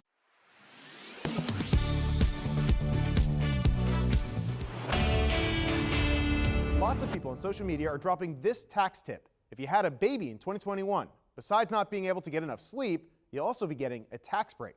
But before you pop the champagne, let's verify. If you had a baby last year and didn't get extra child tax credit money, can you get it by filing your taxes? We checked the IRS website, spoke with IRS spokesperson Luis Garcia, and asked tax expert Henry Grez. They all agree that yes, you can. Under the American Rescue Plan, parents were given the option to get some of the money that comes in the form of a tax break early and in 6 monthly installments. It also bumped up the credit from $2,000 to $3,000 for kids 6 to 17, and $3,600 for kids under 6. The amount of money you got was based on your income and the number of children listed on your 2020 return. So what about new parents? According to our sources, anyone who had a baby, adopted, or fostered a child in 2021 can qualify for the child tax credit as long as you're still under that income limit. If your income was substantially higher in 2021 than 2020, you potentially are not eligible for as much credit as you would have based on your 2020 return. And remember, tax season is important for all parents, whether they had a new baby or not. Even those that got the advance payments will need to file for the credit to get the other half of that money. With your Verify, I'm Evan Kozlov. AARP is now synonymous with the golden years. Its members earn discounts at businesses nationwide. But author Ariana Rebolini tweeted, "There's no age requirement to join AARP," in a post liked 80,000 times. So let's verify. Can anyone join AARP regardless of their age? Our sources are AARP, young adult finance blog Money Under 30, and the Hartford Insurance. AARP makes it clear its mission is to serve older adults by lobbying for their interests in Washington and providing services geared toward seniors. Its 38 million paying members gain access to discounts at restaurants, movie theaters, and other places. Despite once having retired persons in their original name, AARP says anyone can join, even if they're not retired. Money Under 30 points out younger people might benefit from things like a check to see if they're eligible for special student loan repayment and forgiveness programs on top of other perks. However, not every deal is open to everyone. For example, the Hartford Insurance only offers discounts to AARP members who are over 50 years old. So it's true, anyone can join AARP regardless of their age. And it's not just AARP. Other groups like the Association of Mature American Citizens and the American Seniors Association are also open to people of all ages. With your Verify, I'm Brandon Lewis. This February, connect with Al, Lindsay, Erica, Jeff, and Tori. Leveled up. Spirited talk. Get out of here. Insane to me. What are we talking about? Honest emotions. You are so generous to me. Always entertaining. I think this is Hooey. And explain to our black viewers what Hooey is. Real conversations are on DBL. I like that. Very nice. DBL, all new every day. So much is happening live this week on DBL, you're not going to want to miss a day. Seniors and good sex. Sex expert Dr. Diana Wiley is live to share tips for staying active in the bedroom after 50. Real housewife Heather Dubrow shares her reaction to her daughter Kat coming out. Joseph Gordon-Levitt addresses rumors of a Third Rock from the Sun reunion. Celebrity Big Brother host Julie Chen Moonves dishes on DBL co-host and former Big Brother contestant Jeff Schroeder. And David Arquette joins us live to discuss his reinvention of Bozo the Clown. Just wait till you see what he's come up with. All this week, only on DBL. Welcome back. So we love our DBL viewers. Yes, right we do. now, we want to give a shout out to a couple of them that are here in our studio. Yeah. So they're visiting all the way from Minnesota, and this is the best part. They cannot agree on much, not even politics, but the one thing they can agree on, DBL. Yes! So so you guys obviously see us argue all the time because we have different opinions on our panel. How do you guys handle your differences of opinion? It's pretty easy. I mean, we just talk about it. We laugh. All you can do is laugh. Very loud noises. Hey, who's your favorite? Just throw it out there. They already said it was me. That sounds like a dangerous question. That's me, I think. That I don't Who's want your to least answer. favorite? That's easy. You guys are all amazing. You're great to watch. In your own ways. Thank you. Thanks, guys. In your own ways. Yay. That was perfect, guys.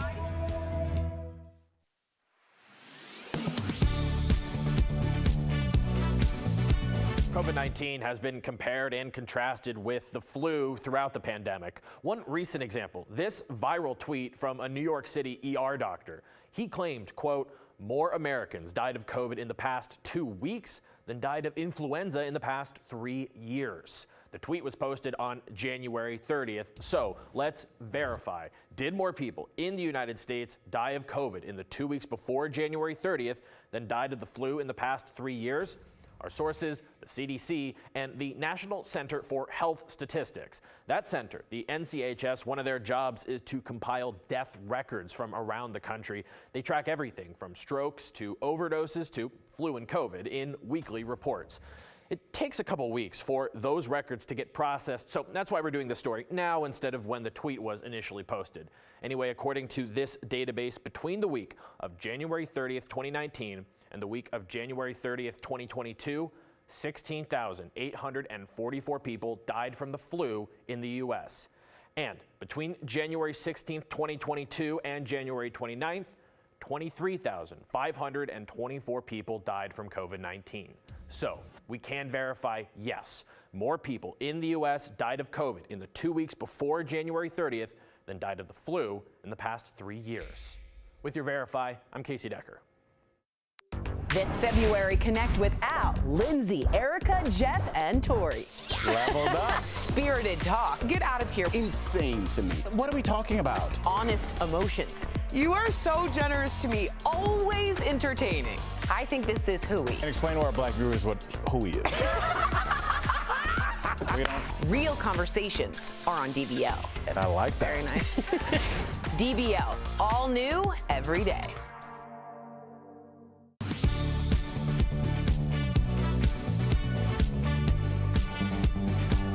Here's what we're talking about today on Daily Blast Live. The Winter Games have come to an end. Was it all a success, or could it have been better?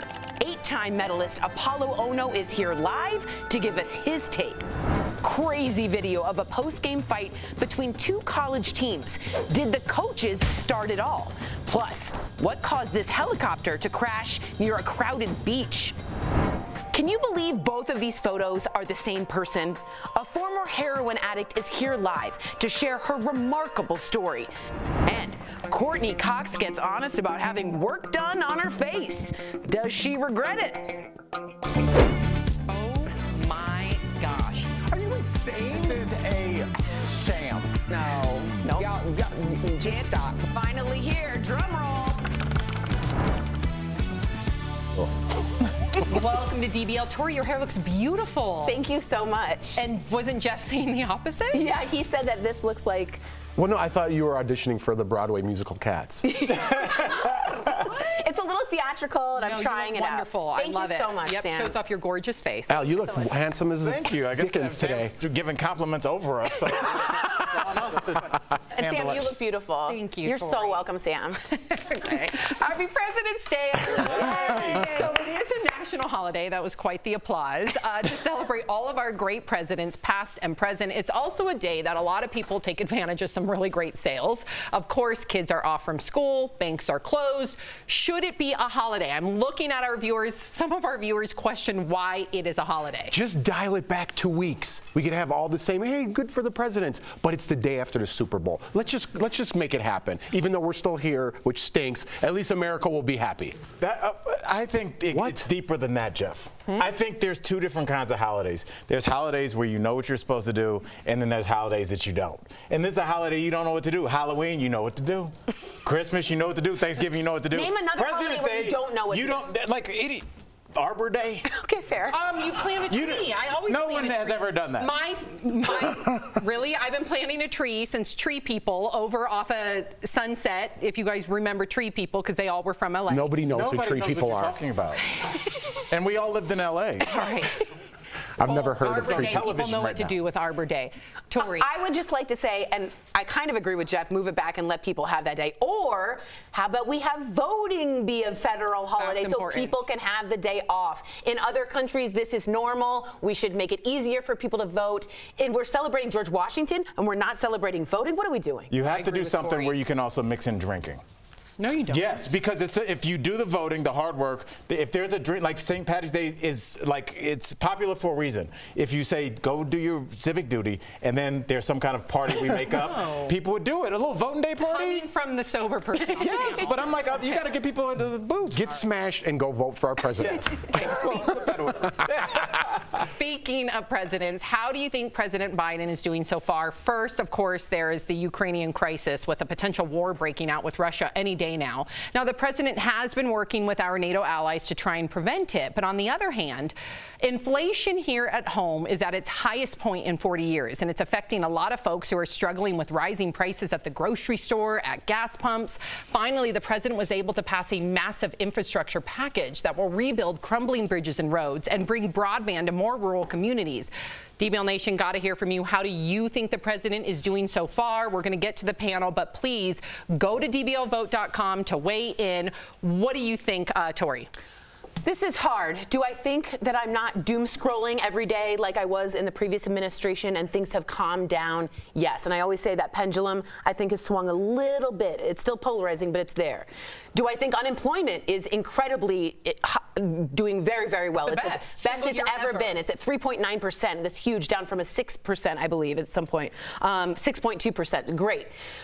Infrastructure bill, fantastic.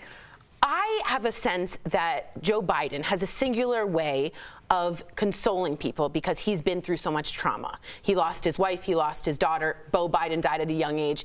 And in a time with so much tragedy, I wish I felt a connection to what I call the consoler in chief, where he can speak to us and say, this has been really hard. And if any president to understand trauma, Biden would get it. So do I wish I got more human Biden? Yeah, and a lot of pundits agree with me. We're getting a robotic and Biden, and maybe that's what we need too. But I prefer to hear I'm fine with that. I'm not. But I need Jeff to be cool with me. I don't need my president to be my best friend. I don't need my best friend, but I need him to understand No, you know what, pain. Tori? I needed masks. And I went into CVS when I was in LA a couple weeks ago. They had free N95 masks just out on a picnic table. Too. We got them at Safeway. Yeah, they're where there weren't any. Like, have we all forgotten where we were a year and a half ago, Sammy? Where, like, we have guests in the studio right now. Like, stop. That's insane. So that you was feel good about great. Biden? I am happy with where we are. Is it perfect? But No. here, but I can hug people. There and has that means something. There has to be some accountability, right? Because I'm tired of this. I'm a Democrat, so I'm going to stand behind my guy no matter what he does.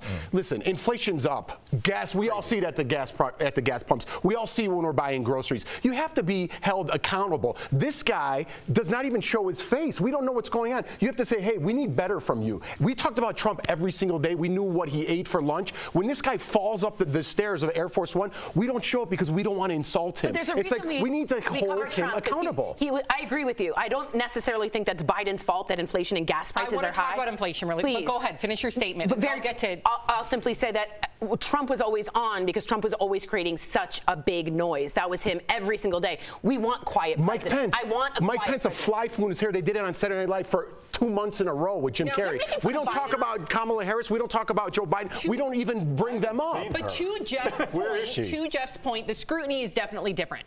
To Tori's point, yeah, there is a lot more on the table. However, I do want to address inflation. Now, I still would hold Biden accountable. It's not necessarily the government, according to many pundits and many financial experts out there. I want to show you this tweet. This is coming from a Fortune 500 CEO, Dan Price. He says, quote unquote, why are groceries so expensive? Kroger profits are at record highs. Its stock is up 36%. Its CEO got 45% raise to $22 million, makes 909 times the median worker, and then it goes on and on and on. There's price gouging going on right now, profiteering from the CEOs. That's completely different than inflation. They're using inflation, putting it on the current administration so they can get away with profit gouging. Now, to your point, though, Biden should now look at those CEOs and make sure that that should be illegal.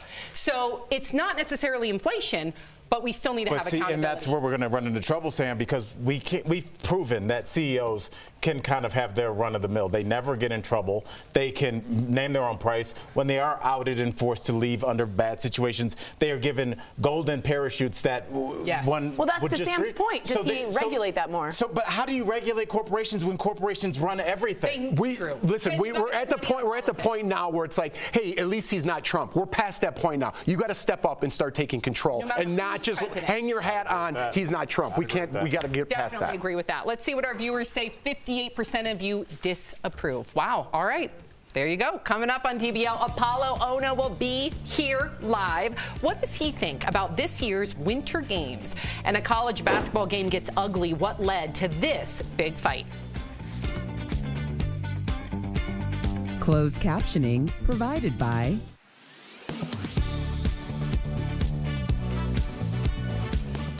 So much is happening live this week on DBL. You're not going to want to miss a day. Seniors and good sex. Sex expert Dr. Diana Wiley is live to share tips for staying active in the bedroom after 50. Real housewife Heather Dubrow shares her reaction to her daughter Kat coming out. Joseph Gordon-Levitt addresses rumors of a Third Rock from the Sun reunion. Celebrity Big Brother host Julie Chen Moonves dishes on DBL co-host and former Big Brother contestant Jeff Schroeder. And David Arquette joins us live to discuss his reinvention of Bozo the Clown. Just wait till you see what he's come up with. All this week, only on DBL. Ira broke it. Really quick, we're talking about the University of Michigan against it's Wisconsin, am I right? Yes. And what I didn't see, I went In to Wisconsin. in Wisconsin, It was so at away Wisconsin, game. I yes. see. I went to University of Michigan, go blue, and the basketball coach is the. What I didn't know is that he started physically. No, here's what happened. I was watching the game live. So Michigan was getting one put on them. They got beat up, and I actually bet Michigan. What's up? The video's got paid off. So they got beat up, right? And with 15 seconds left, Michigan was still playing hard. You play till the time's out. And the Wisconsin coach called the timeout with 15 seconds left. And Juwan Howard, the Michigan coach, did not like that. So he went the other way off the court, and then he goes, you know what, I'm going to get back in line and shake hands. So the Wisconsin coach said something to him, like saying, hey, he stopped Juwan Howard. And Juwan Howard just wanted to get out of there. And then one of the assistant coaches, you'll see the video, from Wisconsin came up to Juwan Howard. And then he didn't hit him with a closed fist, but he did grab his face. There's like a he will slap definitely be almost. suspended, and some disciplinary action will be taking place. But Badgers win. Yeah, but and also the Badgers Go blue. But the timeout is what kind of got him started. And Juwan Howard was on Michigan right before. and his back son's five. on. Now his son's on. Oh my God! Remember this timeout? Who was the guy who did it? Chris Webber, yeah. Guys, remember there wasn't any timeouts. And he traveled. Is that right? Yeah, he called the timeout and dragged his In leg. between those first two things, just a brief conversation. Anything else?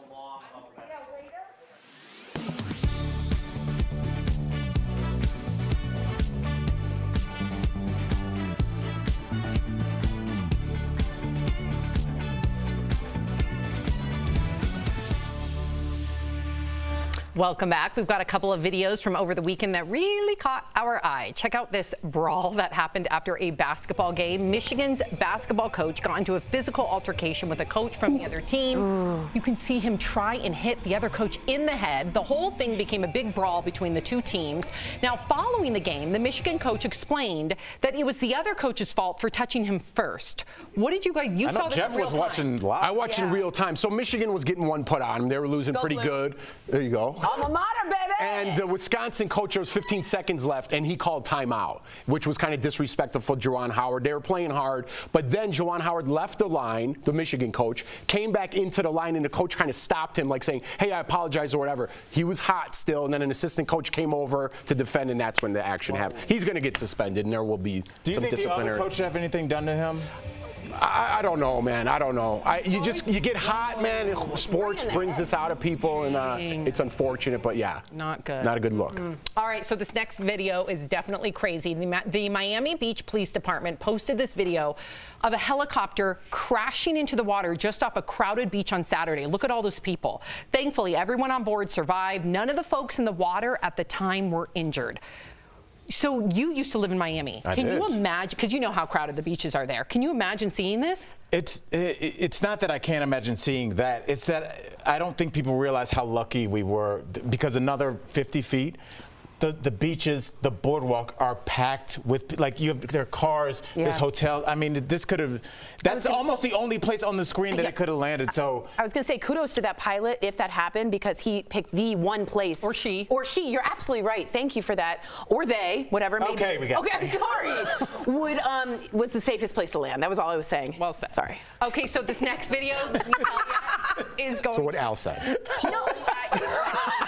Are you guys ready for Zoe or what? This is Zoe, who was first reported missing in 2010. She was reunited with her owner after 12 years. she looks pumped. Stop it. When a good Samaritan found her and called the authorities, who scanned her microchip, the dog's owner said she was still in shock. They don't look like they know each other. No, she does. How, Sam? She didn't even turn around and look. First of all, do you know that dogs' receptors, they have 300 million smell receptors. We have 6 million. So they can smell that much greater than you can. She was like, oh, here's that owner I barely remember.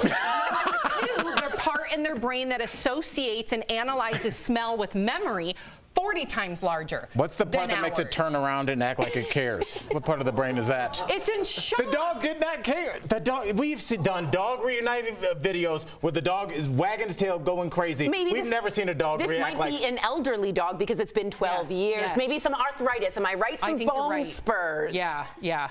Well, we'll never know, and neither will that dog, because it doesn't know who is petting it right now.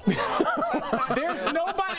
Can you give it credit for its 300 million smell receptors? No, it didn't do anything to earn those. That's biology. Where was it for 12 years? Clearly not with that on. You did the reception research, but not what happened to the dog? I didn't research the dog. I researched dogs. Did that pull at your heartstrings? Yes, because they were reunited. Yeah, Stop. There we Coming go. up on DBL. 8-time medalist Apollo. Oh, yeah! Yes, Apollo. We can't wait to talk with him coming up next. How's she doing?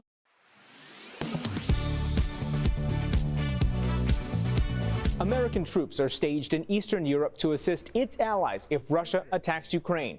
President Joe Biden said the U.S. sent equipment into Ukraine and warned it would defend its allies. And make no mistake, the United States will defend every inch of NATO territory with the full force of American power. An attack against one NATO country is an attack against all of us. Over the last week, Google search trends showed a spike in people asking about Ukraine's status in the North Atlantic Treaty Organization, or NATO. So, let's verify. Is Ukraine a NATO member? Our sources are NATO, the Brookings Institution, the Embassy of Ukraine to the United Kingdom, and Ukraine President Volodymyr Zelensky. NATO is an alliance of countries that started after World War II. It started with 12 countries and has expanded to 30 members across North America and Europe, including 5 that share borders with Russia. In order to join, existing members of NATO must unanimously vote in the new country, and the nation must agree to 14 articles. Article 5 is the most frequently referenced because it requires every country to collectively respond to an attack on any NATO member. In 2008, Ukraine applied to join NATO with the support of Presidents George W. Bush and Barack Obama. However, there was resistance from France and Germany, and the application didn't go anywhere. So, no, Ukraine is not a member of NATO, although its application is pending, and it still wants to join the alliance. With your Verify, I'm Brandon Lewis.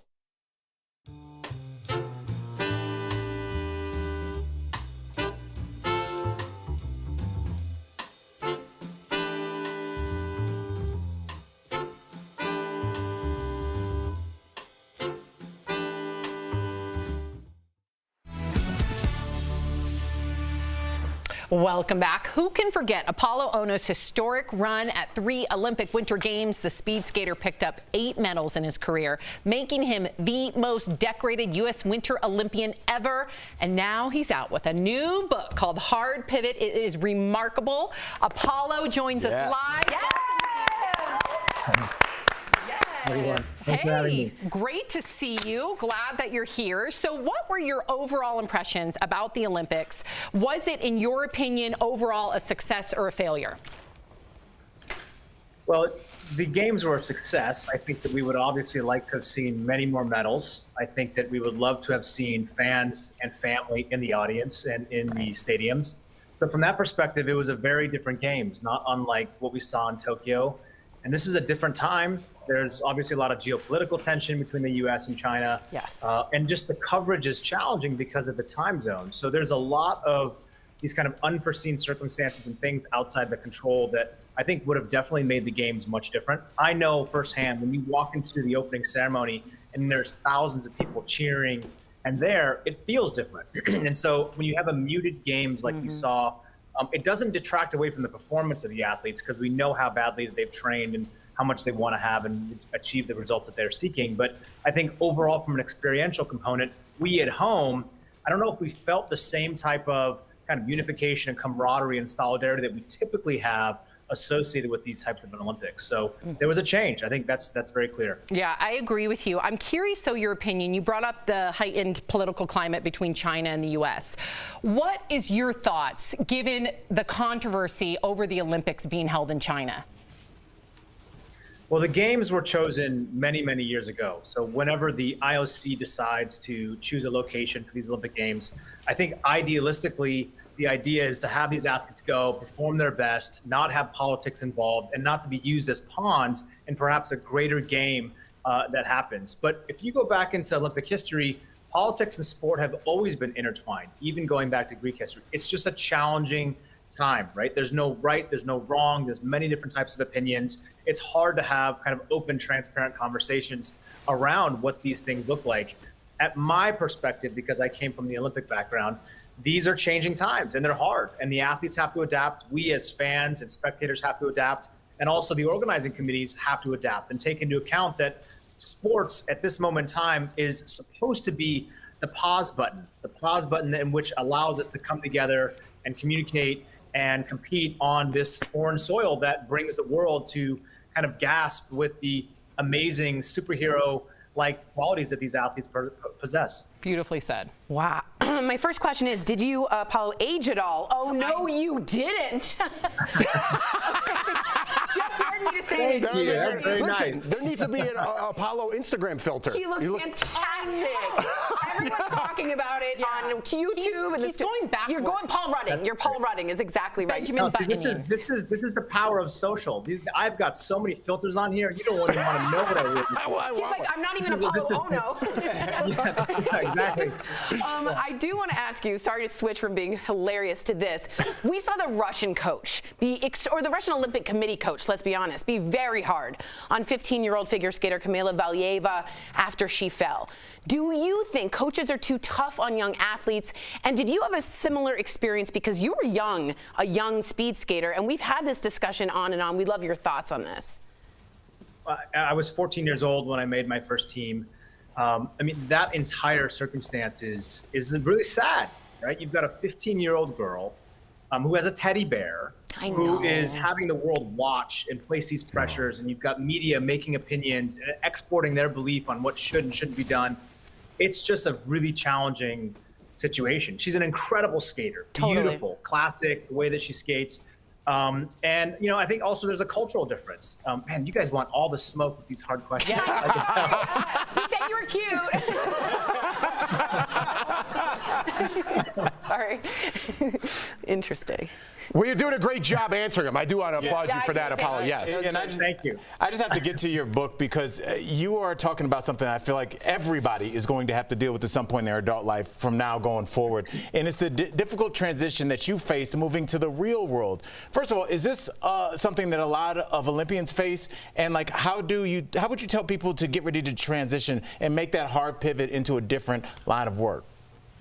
I think hard pivot is a critical piece of change, but as we know, behavioral change is really challenging, right? That's why I've always said, like, January 1st New Year's resolutions are so hard to stick to because it enacts change and discipline and things that are uncomfortable. I would say majority of Olympic athletes really struggle with transitioning from one identity that has been given to them and that they were told and gotten all these affirmations. This is what you're good at. This is what your purpose is. This is what we'll celebrate you for. And that's in the form of your parents, your loved ones, your community, the fans, the coaches. That was a great lap, Apollo. Good job. You're so good. And then when all that is done, those are guardrails. Those guardrails that we have maybe in your current career path, all of a sudden when you decide to do something different by force or by choice, they go flat. And then you no longer know, you don't have that same support system that's there to tell you that this is your purpose, to tell you this is why you're here on Earth. And sometimes it can feel very lonely, very cold, and very isolated. And so the book's intention is to let people know, one, they're not alone. Two, there is multiple paths to perceiving what these challenges and difficulties are and transforming them into opportunities for you to grow and hopefully realign with your true north and your purpose, which, you know, is hopefully the silver lining of COVID, right? There's tons and tons of trauma that all of us have faced over the past 2 years. But within that trauma is the silver lining to understand that we are going to embrace change, we're going to adapt to it, and we're going to move forward, hopefully, in a better version of ourselves than we are today. And that's really what reinvent. I love it. I love it. 2024. Quite an inspirational book. Apollo, thank you so much for joining us. And to our viewers, Apollo's book, Hard Pivot, is out tomorrow. For details, go to apolloono.com. We'll be right back. We're sorry for Tori. Sorry. Sorry. Promotional consideration is brought to you by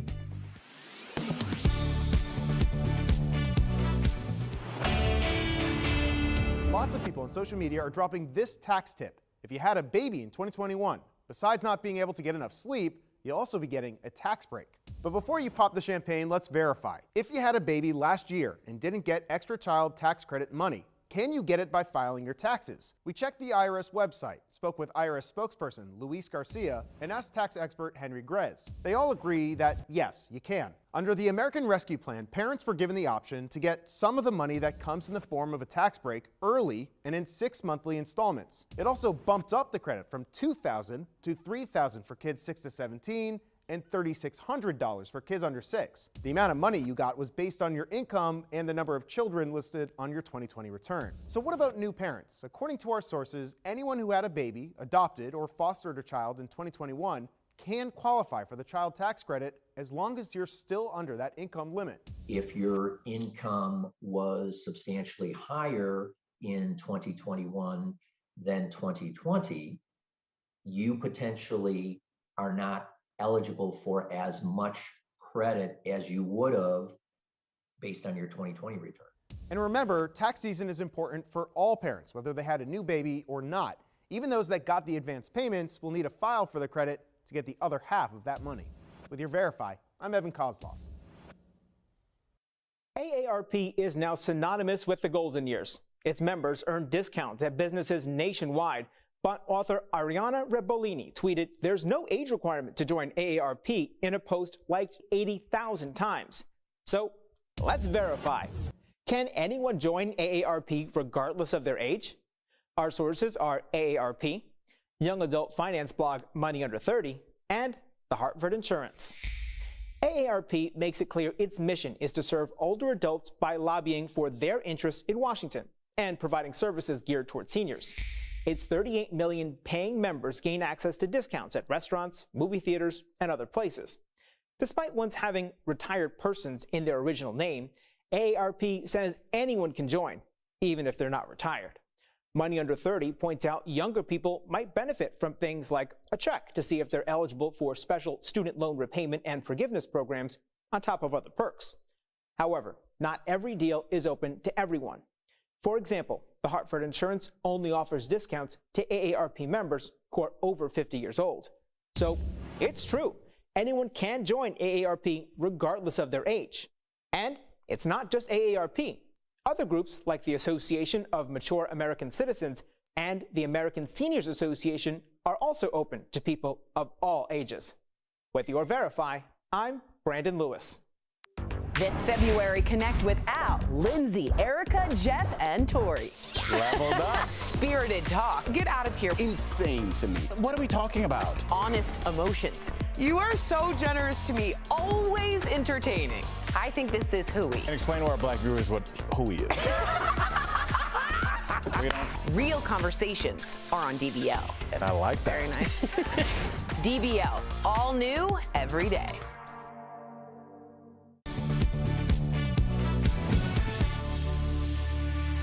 Welcome back to DBL. Love sharing the comments. Scott says he is a good-looking guy. My girlfriend was commenting about him too.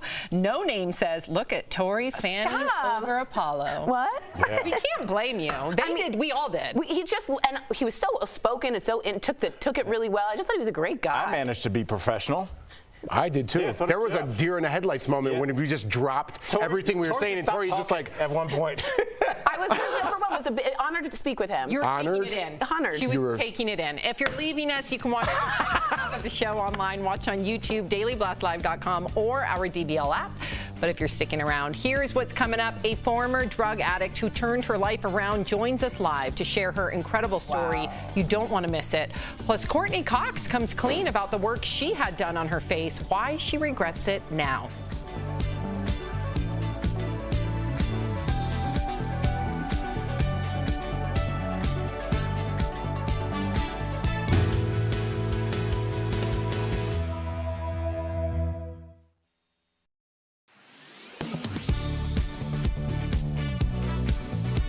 COVID-19 has been compared and contrasted with the flu throughout the pandemic. One recent example, this viral tweet from a New York City ER doctor. He claimed, quote, "More Americans died of COVID in the past 2 weeks than died of influenza in the past 3 years." The tweet was posted on January 30th. So let's verify. Did more people in the United States die of COVID in the 2 weeks before January 30th than died of the flu in the past 3 years? Our sources, the CDC, and the National Center for Health Statistics. That center, the NCHS, one of their jobs is to compile death records from around the country. They track everything from strokes to overdoses to flu and COVID in weekly reports.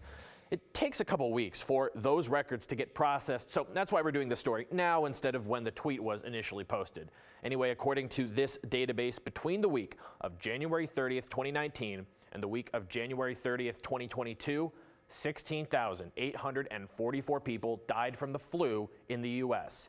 And between January 16th, 2022 and January 29th, 23,524 people died from COVID-19. So we can verify, yes, more people in the U.S. died of COVID in the 2 weeks before January 30th than died of the flu in the past 3 years. With your Verify, I'm Casey Decker. This February, connect with Al, Lindsay, Erica, Jeff, and Tori. Leveled up. Spirited talk. Get out of here. Insane to me. What are we talking about? Honest emotions. You are so generous to me. Always entertaining. I think this is Hooey. And explain to our black viewers what Hooey is. Real conversations are on DBL. I like that. Very nice. DBL, all new every day.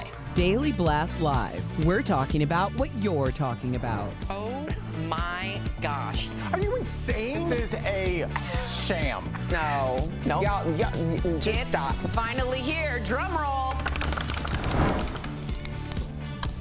Welcome to DBL. All right, so Courtney Cox is opening up about getting injections in her face. Speaking to the Sunday Times, Courtney said that she tried to chase looking young for years, but later realized that she started to look really strange with injections and doing other things to her face.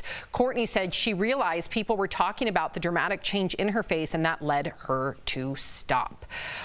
Tori, okay, you're making a face. Go ahead. Well, first of all, I got Botox, so I'm not against, but I just got Botox, just so you guys know. I'm really transparent right here, because I could see the lines when my face was at rest, and it just bothered me a little. So I'm really open about that. I have no issue with it, but she did go too far. I think we can all be subjective and objective about that. And I think it was when Restylane was just out and like Botox, there was no sort of like there was no moderation to it, perhaps. And she got caught up and she pulled herself back and made fun of it. Great job. I think you have to explain a little bit Botox to filler, right? Because aren't those two different things? Okay, so no, filler makes you plump out. Is that, I'm assuming. Filler. That's like filler. Right. What I did is I had wrinkles here and I have them taken away, so it decreases. It paralyzes your muscles. Literally paralyzes it. So she had it full and it almost looked clown-like a little bit. I mean this with respect because I don't care what she did. But she called herself out and she's funny about it. Yeah, but it doesn't mean that it didn't bother her. Yeah, I just wanted to point out, I also got Botox, and in the opening credits, when you see me go, are you insane? My eyebrows are stuck like Spock's. And it's like, that's because I look insane. You look insane. We need to update that because every day I look at that. It's like Spock. I mean, if you think I just said that joke. She's around our age. You said Spock? Yes. Oh, I didn't hear you. I wasn't listening to you. So sorry. I was saying she's around our age, and I think a lot of I can only speak for men and really only black men. I didn't know anything about our like how to take care of my skin, and I talk to my daughter a lot now, and she's in that generation is really into skincare early. Where I just learned a couple weeks ago that like you were supposed to wear sunscreen every day. Had no idea. Facial moisturizer, didn't know what that was till my 40s. Wow. Which is embarrassing, but I think that the younger generations do understand about face care a little bit better than, so maybe they won't have to do that. They don't smoke as much. Yeah. It doesn't seem like they drink as much in college. Look at this, so their faces will look a little bit different. But I do understand that there is also a competition aspect to this as well. When you go to an audition, let's keep it 100. We've all been to 1,000 between us, more than that, and you see people, you're like, I can't compete with that. They're better versions of you. Right. Yeah. So yeah. Always. The thinner, better version. I know. If you're like in Hollywood, just so our viewers know, when we all used to audition, the casting director is looking for someone that looks just like you. Just like so you go into a room and there's it's 40 weird. better versions of you. Yeah. I wouldn't even say better. It's no, I would. Different. You know, when you go, it's like, oh, there's me if I was a little taller. That's me if I had a scar on my face. That's me if I was. And you might it's like weird, like different versions of you. Oh man, she's here. She books everything. Yes. And it takes like the wind out of I'm like, man, if I would assert myself a little bit, I could look like that guy. Okay. All right, let's move on to Kim Kardashian because she's giving us a sneak peek inside her home. Speaking of Vogue, Kim defended her decision to style her home in creams and whites. Watch. Everything in my house is really minimal. I find that there's so much chaos out in the world that when I come home, I want it to be just really quiet and I want everything to feel calming. In the main house, I really like the calmness. And shockingly, 4 kids hasn't messed up my cream house. A main house. Wow. Can you imagine? Kim also took the opportunity to show off her daughter North's paintings, calling her a really good artist. She is. Why didn't she hang them up then? They don't go with the cream house? I hang know, them up. I'm with you. No, hang them up. Don't just break them up out the closet and oh, these are cute. North makes fun of her a lot for she's like it's not for a kid's. It's not good for kids. It's very good for adults who like that. But like, can you imagine being a kid? It's like a museum. The kids probably have the kids' house. The kids' house. That's Yeah. right. But to be honest, I watched further, and she goes outside to her garage, and this is without irony. She's like, I actually matched my cars to the house. And her cars are all this gray, neutral tones. Do you? Yeah, we always do black cars because we have black garage doors. And first of all, you know me, I like black. Yeah. Black, black, black, black, black. So for me, yes, I did not want to have 2 red cars when our house is white with 2 black garage doors. I never thought I thought of it would that. clash. Wow. I never thought about Wow, that. I had never. No, well, a lot of people haven't. But, you know, the guy at security, I had to go like redo my badge this morning. Me too. And he's like, "What kind of car you have?" I'm like, I don't know. And I sounded like I stole it. I'm like, I don't even know. And I had it for 11 years. You started to feel guilty. Yeah, I was like a G something with numbers Jeff, on it. I don't even know my license You plate. just recently, congratulations, you moved into a house. Did you guys have a theme when you guys, did you go, we want this to be minimalist or like lived in? Like, what, did you have a thought? We had a theme and Jordan took over. So that was. So what did it turn into? Like whatever she wanted. I'm more surprisingly like Kim Kardashian. I like things clean, minimal, less to clean up, easier to clean. And Jordan's like putting rugs under things. 2 rugs when I walk in the door. I'm like, what is that? Southern? She goes, it's Southern. There's 2 rugs out when you walk in the front door. 2 rugs too. So the 2 rugs are right in front of the door. Yeah, the what's up with that? And woven one, and then the real one on top. Okay, where did this come from? It's comfy. It's No, it's not cute. It's too homey. much. No, it's homey. It's like pillows on a bed. But I don't like that either. Yeah, I don't want to put the pillows on the floor. I feel weird. You don't put them on the floor. You put them in a basket. If there's 16 pillows on the bed, it's like, what do I do with them? I don't like that every night. And then imagine having all that and then the 2 mats. Yeah, I don't like it. Get a bigger basket. It's not that big of a deal. I don't like the Tootsie Roll pillow. It's in the way. I don't know what to do with it. Do you lay on it? I hate that pillow. It's for lumbar. weird. Lumbar. Ooh, What do you do with it? They should have a chiropractor and a bar called Lumbar. We have one more story I'm being told. Okay, sorry. Somebody tell me what to do with that pillow in the I break. will tell you, it's the lumbar support. But Daniel Radcliffe is transforming into Weird Al Yankovic. Okay, for a new movie. Weird Al is known for his music parodies, of course. Let's kind of go take a trip down memory lane and listen to the classics. Eat it, get yourself an egg and beat it. Hey, like a surgeon. Getting for the very first time. Now I'm mumbling and I'm screaming and I don't know what I'm singing. Yeah, here's a look at Daniel as Weird Al next to how he looks normally, okay? And here's Daniel next to the real Weird Al. What do you guys think of his transformation? Tori's usually the really big critic when it comes to. I mean, Tori's like a mean casting director. I'm just saying, you could put any silly wig and that's an easy. It's not like he transformed. Did we have to show the actual Daniel Radcliffe? Can we see it again? I mean, that was really. Can we see it again? Let's look. What do you want, Tori?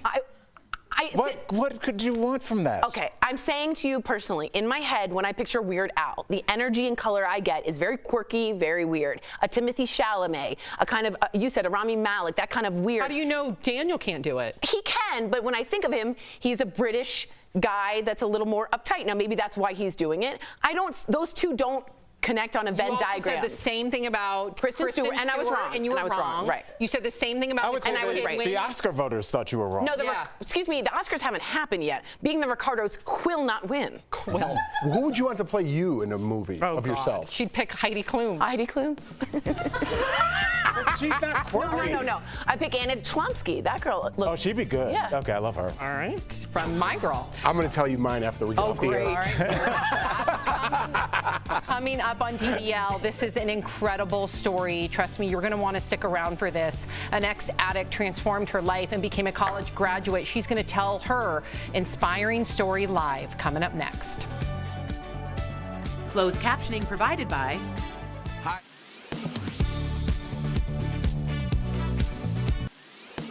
So much is happening live this week on DBL. You're not going to want to miss a day. Seniors and good sex. Sex expert Dr. Diana Wiley is live to share tips for staying active in the bedroom after 50. Real housewife Heather Dubrow shares her reaction to her daughter Kat coming out. Joseph Gordon-Levitt addresses rumors of a Third Rock from the Sun reunion. Celebrity Big Brother host Julie Chen Moonves dishes on DBL co-host and former Big Brother contestant Jeff Schroeder. And David Arquette joins us live to discuss his reinvention of Bozo the Clown. Just wait till you see what he's come up with. All this week, only on DBL. Inventing Anna. Yeah. Oh, she's great. I know. Oh, she's good. Don't you think she kind of looks like me? That's actually a good call. I know. I thought you were talking about the girl from the I don't know why the Office. Acting and inventing Anna. She's over the top. She's good in Veep. In Veep, she's great. Not good in I know what you're saying. She's I know what you're saying. Anna Yeah. way over the top. Yeah, She's yeah, like, yeah. I'm pregnant.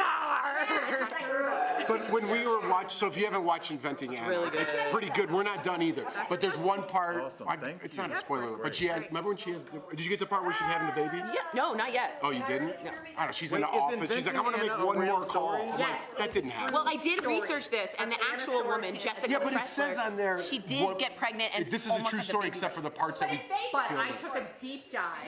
Yeah, me too. The New York Times tells you what's not part of the story, and it's little things. And it's when they say little you know things You like mean like little, making the phone call while she's going into labor? maybe things like that. I was like, but get the real. story's 1,000, and if you follow the real Anna Delvey's Instagram account, it's crazy if you scroll down how similar they nailed the look. I thought they might have done Wait, was that, she a yeah. con artist? Yeah.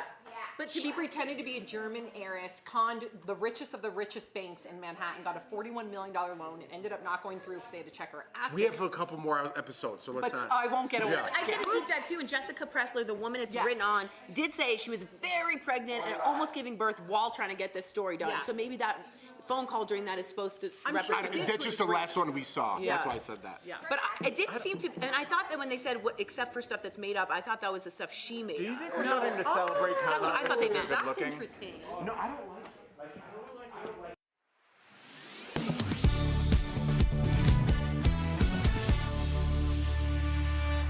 Welcome back to DBL. Jenny Burton's life was filled with chaos since she was a child. She became the environment that surrounded her, and drugs completely took over her life. Despite all the bad that Jenny faced, she is living proof that anything is possible. A warning to our viewers, this segment contains disturbing content. Here is Jenny's story. My mom did introduce me to drugs. I was in the 3rd grade when I first started smoking weed. I didn't necessarily like it, but I recognized that I gained acceptance from people around me. My mom introduced me to methamphetamine at the age of 12. I was almost 13. By this time, I was a daily weed user. I drank whenever I had the opportunity to do so. My first hit of crack, I thought that I had arrived, that I had found the answer to all of my prayers. The way it tasted and the way that it made me feel, that was what my focus was going to become for quite a while after that. I was an intravenous drug user at this time. I had some friends that were doing heroin and I wanted to try some, so I did. And I loved it. I loved it. I had lost the custody of my children by this time. I was spiraling out of control. I was an absolute failure. I was very cognitively aware of how I had failed myself and my children. I just wanted to blot out the reality of my life. So I did as many drugs as I could. Jenny Burton now joins us live to share more of her story. Jenny, thank you so much for your transparency. Your story is saving lives. I appreciate you. I have to ask, when you look back, do you remember the exact day or moment that you were first introduced to drugs? I do remember that day quite well. I was anticipating the day with a lot of anxiety, actually. My mom and my brothers had created this plan to smoke weed, to have all of us smoke weed. And I knew that my dad had went to prison for using drugs. I didn't really have a concept of what drugs were, but I knew that weed was a drug and that it was really destructive. And so, I don't know, I was just really anxious and I didn't want to do it, but I was manipulated and convinced that it was the best thing to do. Wow. I mean, obviously, anybody watching can see how tough this is for you. But like Sam said, you are changing lives. And as somebody that's sober, wanted to ask you this question. You know, you used drugs for a long time, but there had to be a moment where you realized that it had to stop. And I know I had that moment personally. So can you share that with us? Like, what was the moment that you realized that this had to end? Yeah, that moment happened a long time before it actually ended. It happened in 1997. I was arrested for the third time after I was released from prison the first time. I had been shot. I was in a car accident because the police were chasing me, and I was facing a 5-year prison sentence, and I was eventually convicted. And I knew that drugs were a huge part of the problem, and I knew that it was time for me to change that. I just had no idea how I was going to do it, but I just made a decision to stop using one day at a time, and I spent my entire prison sentence staying clean. And I stayed clean for a little while after I had gotten out of prison, but in about a year and a half after that, I did relapse again. Wow. You posted this picture. I can't get over it. And I've been looking at it all this time on your Facebook, and it really went viral. I'm a very visual person, and you really see a difference here. Do you recognize yourself looking at this picture, and what would you say to that person? Well, I mean, that's kind of a huge question. I do recognize myself. I remember when I picked up those photos, I was doing a documentary with Eric Johnson in Seattle, The Fight for the Soul of Seattle, and I had picked up my booking photos. And when I looked at that picture, I cried because I remembered being there, but I had never seen myself in that condition through a pair of clear eyes. And so it was really devastating to me because I understood the depth of destruction that accompanied that photo.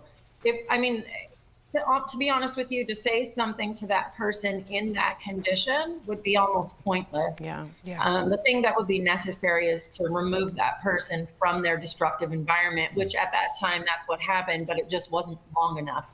I was put in jail for a short period of time and then released, and I immediately used again.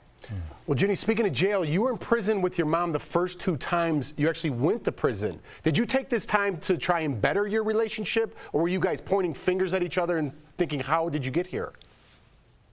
Well, we weren't crime partners. We just ended up in there at the same time. So we were in there on unrelated crimes.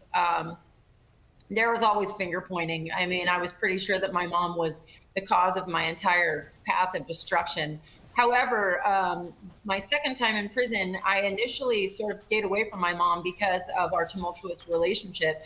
And that was when I had made the decision to try to change my life and stop using drugs. My mom still participated in some of the same things, but about 2.5 years into my sentence, she had an accident on a work site off-site of the prison, and I had heard that she was airflown to one of the hospitals. I think it was Harborview in Seattle. And it was at that point that I recognized that I needed to forgive my mom, because if something did happen to my mom, I wouldn't forgive myself for not participating in a relationship with her. So I tried to let go of the things that I held her responsible for, just to at least accept her for being my mom. It takes a lot of empathy.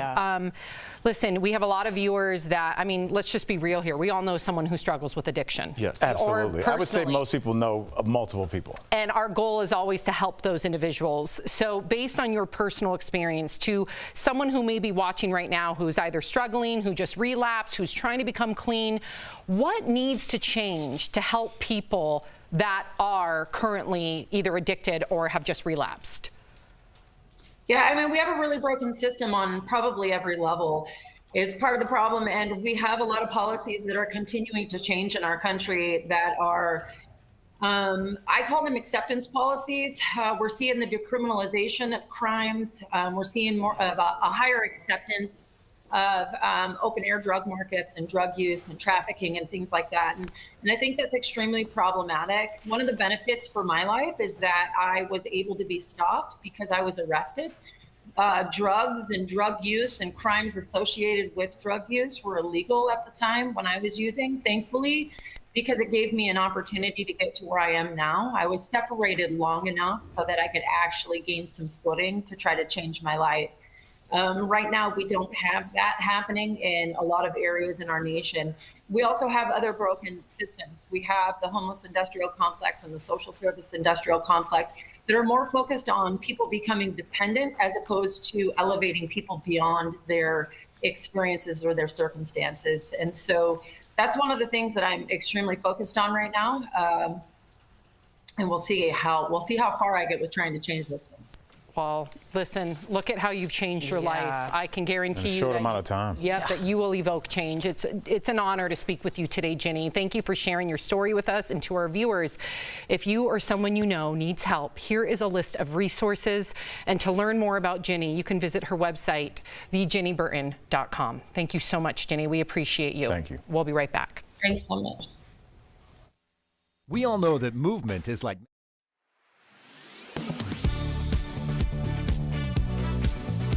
American troops are staged in Eastern Europe to assist its allies if Russia attacks Ukraine. President Joe Biden said the U.S. sent equipment into Ukraine and warned it would defend its allies.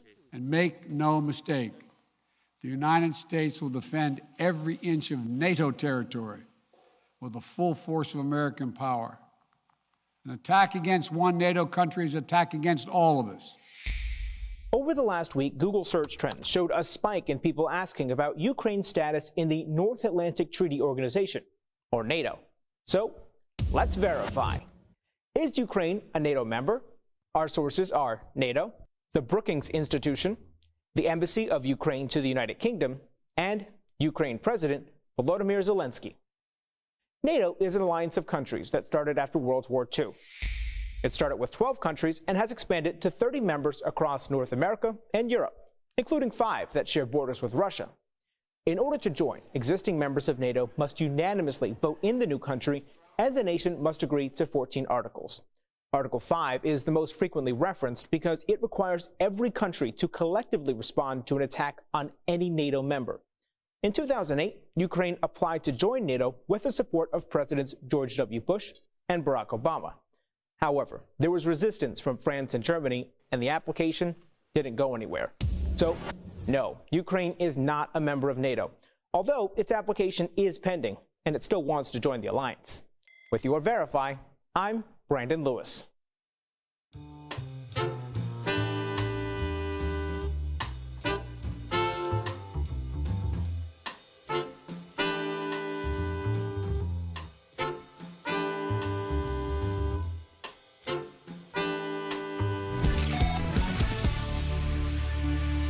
Welcome back. Music is a great way to bring people together. Watch how a music class allows those with special needs to express their love for music.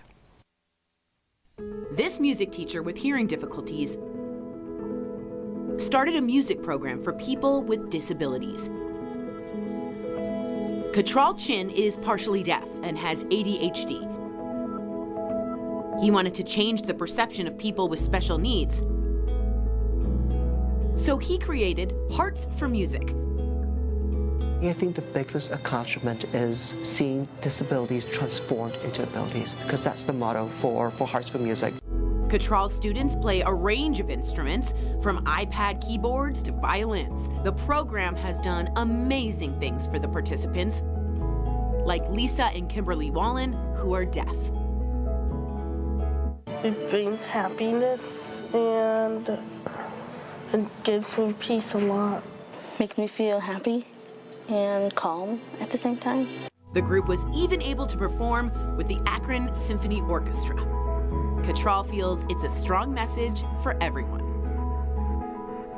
There's still a way for them to make music with professional musicians, and the music is every bit as beautiful as someone who picks up a violin with 2 hands and plays.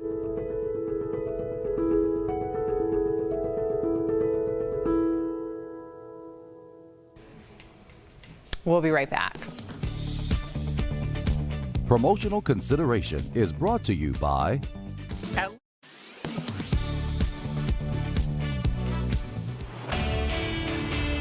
Lots of people on social media are dropping this tax tip. If you had a baby in 2021, besides not being able to get enough sleep, you'll also be getting a tax break. But before you pop the champagne, let's verify. If you had a baby last year and didn't get extra child tax credit money, can you get it by filing your taxes? We checked the IRS website, spoke with IRS spokesperson Luis Garcia, and asked tax expert Henry Grez. They all agree that yes, you can. Under the American Rescue Plan, parents were given the option to get some of the money that comes in the form of a tax break early and in 6 monthly installments. It also bumped up the credit from $2,000 to $3,000 for kids 6 to 17 and $3,600 for kids under 6. The amount of money you got was based on your income and the number of children listed on your 2020 return. So what about new parents? According to our sources, anyone who had a baby, adopted, or fostered a child in 2021 can qualify for the child tax credit as long as you're still under that income limit. If your income was substantially higher in 2021 than 2020, you potentially are not eligible for as much credit as you would have based on your 2020 return. And remember, tax season is important for all parents, whether they had a new baby or not. Even those that got the advance payments will need to file for the credit to get the other half of that money. With your Verify, I'm Evan Kozlov.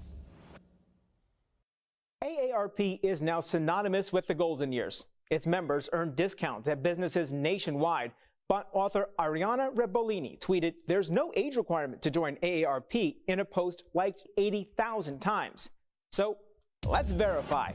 Can anyone join AARP regardless of their age? Our sources are AARP, young adult finance blog Money Under 30, and the Hartford Insurance. AARP makes it clear its mission is to serve older adults by lobbying for their interests in Washington and providing services geared toward seniors.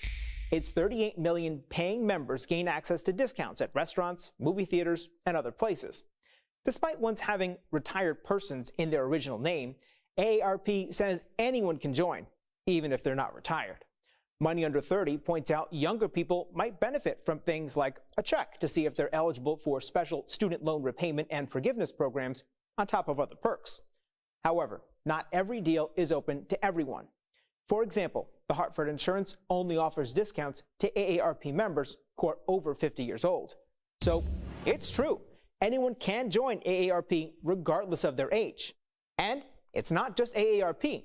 Other groups like the Association of Mature American Citizens and the American Seniors Association are also open to people of all ages. With your Verify, I'm Brandon Lewis.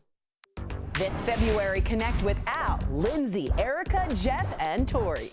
Leveled up. Spirited talk. Get out of here. Insane to me. What are we talking about? Honest emotions. You are so generous to me. Always entertaining.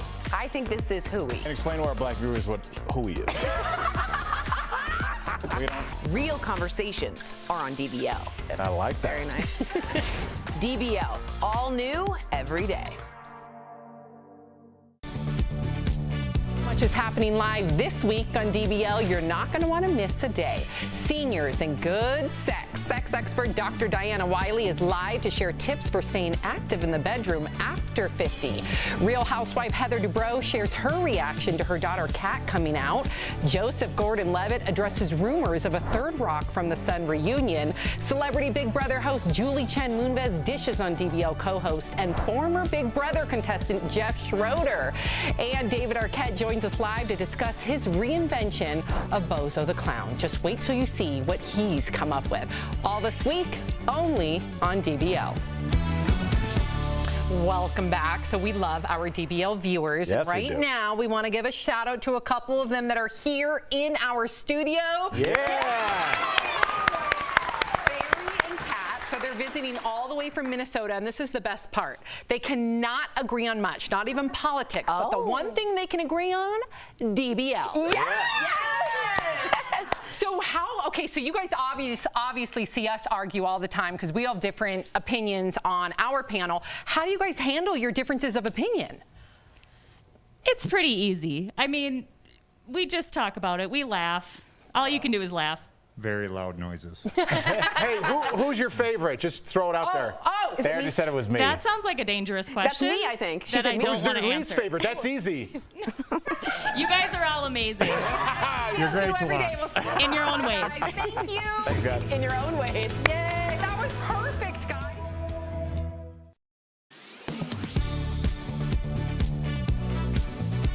COVID-19 has been compared and contrasted with the flu throughout the pandemic. One recent example, this viral tweet from a New York City ER doctor. He claimed, quote, more Americans died of COVID in the past 2 weeks than died of influenza in the past 3 years. The tweet was posted on January 30th, so let's verify. Did more people in the United States die of COVID in the 2 weeks before January 30th than died of the flu in the past 3 years? Our sources, the CDC, and the National Center for Health Statistics. That center, the NCHS, one of their jobs is to compile death records from around the country. They track everything from strokes to overdoses to flu and COVID in weekly reports. It takes a couple weeks for those records to get processed, so that's why we're doing this story now instead of when the tweet was initially posted. Anyway, according to this database, between the week of January 30th, 2019 and the week of January 30th, 2022, 16,844 people died from the flu in the U.S. And between January 16th, 2022 and January 29th, 23,524 people died from COVID-19. So we can verify, yes, more people in the U.S. died of COVID in the 2 weeks before January 30th than died of the flu in the past 3 years. With your Verify, I'm Casey Decker. This February, connect with Al, Lindsay, Erica, Jeff, and Tori. Leveled up. Spirited talk. Get out of here. Insane to me. What are we talking about? Honest emotions. You are so generous to me, always entertaining. I think this is Hooey. And explain to our black viewers what Hooey is. Real conversations are on DBL. I like that. Very nice. DBL, all new every day. We're talking about today on Daily Blast Live. The Winter Games have come to an end. Was it all a success, or could it have been better? 8-time medalist Apollo Ono is here live to give us his take. Crazy video of a post-game fight between two college teams. Did the coaches start it all? Plus, what caused this helicopter to crash near a crowded beach? Can you believe both of these photos are the same person? A former heroin addict is here live to share her remarkable story. And Courtney Cox gets honest about having work done on her face. Does she regret it?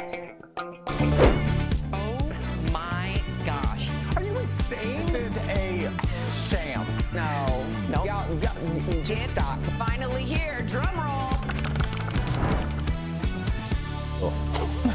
Welcome to DBL. Tori, your hair looks beautiful. Thank you so much. And wasn't Jeff saying the opposite? Yeah, he said that this looks like...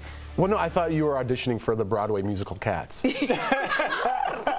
a little theatrical, and I'm trying it wonderful. out. I love Thank you so much, Yep, Sam. shows off your gorgeous face. Al, you look handsome as Thank you. I guess Dickens today. Sam's giving compliments over us. So it's on us to And Sam, handle you it. look beautiful. Thank you, You're so Tori. welcome, Sam. Happy President's Day, everyone. So it is a national holiday. That was quite the applause to celebrate all of our great presidents, past and present. It's also a day that a lot of people take advantage of some really great sales. Of course, kids are off from school, banks are closed. Should it be a holiday? I'm looking at our viewers. Some of our viewers question why it is a holiday. Just dial it back 2 weeks. We could have all the same, hey, good for the presidents, but it's the day after the Super Bowl. Let's just make it happen. Even though we're still here, which stinks, at least America will be happy.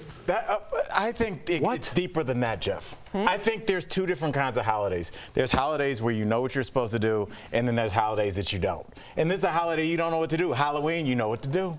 Christmas, you know what to do. Thanksgiving, you know what to do. Name another President's holiday where Day, you don't know what to do. You don't, like, Arbor Day? Okay, fair. You plant a tree. I always No plant one a has tree. ever done that. Really? I've been planting a tree since Tree People over off a Sunset, if you guys remember Tree People, because they all were from LA. Nobody knows who Tree People what are. you're talking about.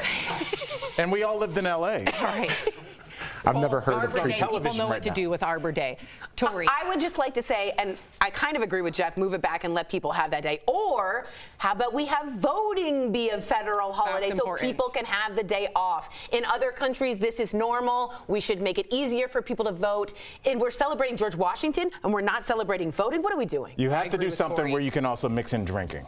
No, you don't. Yes, because if you do the voting, the hard work, if there's a dream, like St. Paddy's Day is like, it's popular for a reason. If you say, go do your civic duty, and then there's some kind of party we make up, people would do it. A little voting day party. Coming from the sober person. Yes, but I'm like, you got to get people into the booths. Get smashed and go vote for our president. Speaking of presidents, how do you think President Biden is doing so far? First, of course, there is the Ukrainian crisis with a potential war breaking out with Russia any day now. Now, the president has been working with our NATO allies to try and prevent it. But on the other hand, inflation here at home is at its highest point in 40 years, and it's affecting a lot of folks who are struggling with rising prices at the grocery store, at gas pumps. Finally, the president was able to pass a massive infrastructure package that will rebuild crumbling bridges and roads and bring broadband to more rural communities. DBL Nation, got to hear from you. How do you think the president is doing so far? We're going to get to the panel, but please go to dblvote.com to weigh in. What do you think, Tori? This is hard. Do I think that I'm not doom scrolling every day like I was in the previous administration and things have calmed down? Yes. And I always say that pendulum, I think, has swung a little bit. It's still polarizing, but it's there. Do I think unemployment is incredibly doing very, very well? It's the best it's ever been. It's at 3.9%. That's huge, down from a 6%, I believe, at some point. 6.2%. Great. Infrastructure bill, fantastic. I have a sense that Joe Biden has a singular way of consoling people because he's been through so much trauma. He lost his wife, he lost his daughter. Beau Biden died at a young age. And in a time with so much tragedy, I wish I felt a connection to what I call the consoler in chief, where he can speak to us and say, this has been really hard. And if any president to understand trauma, Biden would get it. So do I wish I got more human Biden? Yeah, and a lot of pundits agree with me. We're getting a robotic Biden, and maybe that's what we need too. But I prefer to hear I'm fine with that. I'm not. But I need Jeff to be cool with me. I don't need my president to be my best friend. I don't need my best friend, but I need him to understand No, you know what, Tori? I needed masks. And I went into CVS when I was in LA a couple weeks ago. They had free N95 masks just out on a picnic table. Too. We got them at Safeway. Yeah, they're masks where there weren't any. Like, have we all forgotten where we were a year and a half ago, Sammy? Where, like, we have guests in the studio right now. Like, stop. That's insane. So you feel good about Biden? I am happy with where we are. Is it perfect? But no. here, but I can hug people. That means something. There has to be some accountability, right? Because I'm tired of this. I'm a Democrat, so I'm going to stand behind my guy no matter what he does.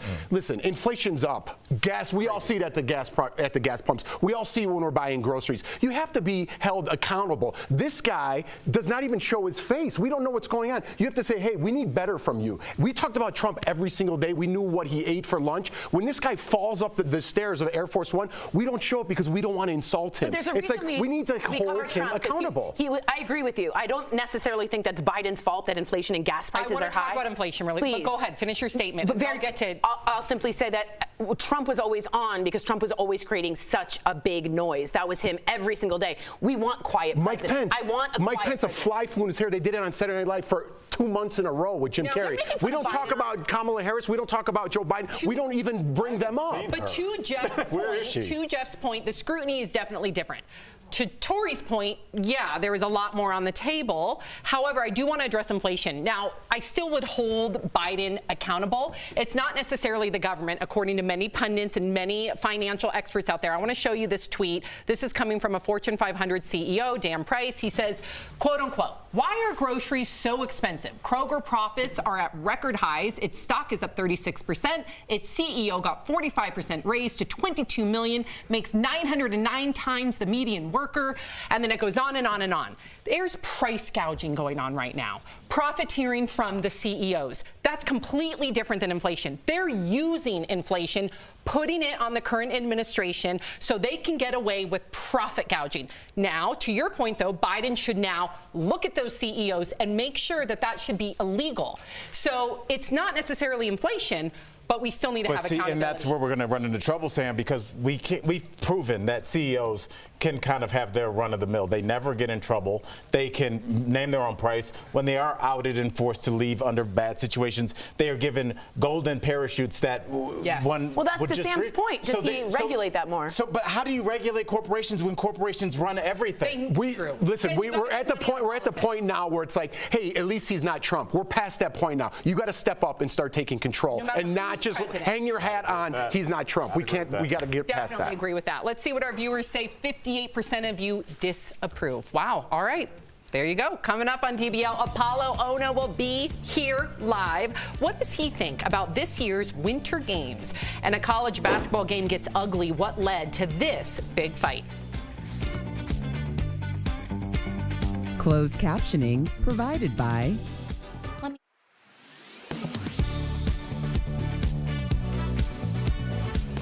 So much is happening live this week on DBL. You're not going to want to miss a day. Seniors and good sex. Sex expert Dr. Diana Wiley is live to share tips for staying active in the bedroom after 50. Real housewife Heather Dubrow shares her reaction to her daughter Kat coming out. Joseph Gordon-Levitt addresses rumors of a Third Rock from the Sun reunion. Celebrity Big Brother host Julie Chen Moonves dishes on DBL co-host and former Big Brother contestant Jeff Schroeder.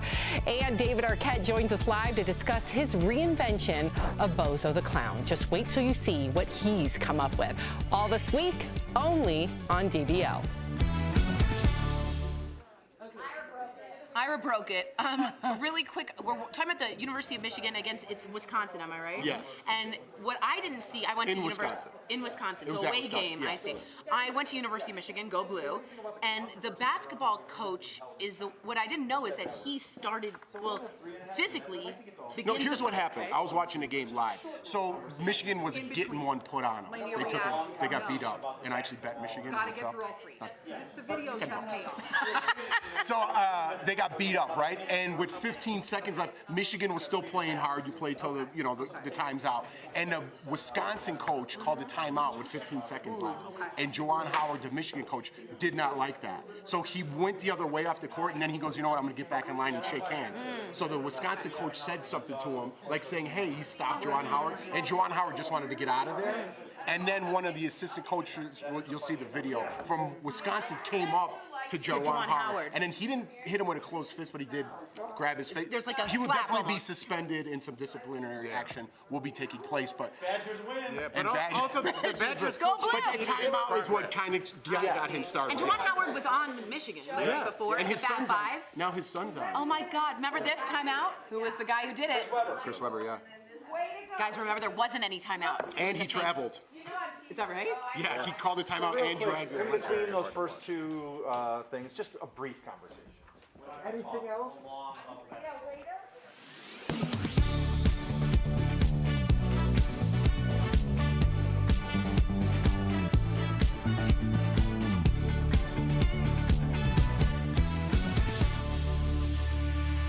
Welcome back. We've got a couple of videos from over the weekend that really caught our eye. Check out this brawl that happened after a basketball game. Michigan's basketball coach got into a physical altercation with a coach from the other team. You can see him try and hit the other coach in the head. The whole thing became a big brawl between the two teams. Now, following the game, the Michigan coach explained that it was the other coach's fault for touching him first. What did you guys, you saw this in real time. I watched in real time. So Michigan was getting one put on him. They were losing Go pretty blue. good.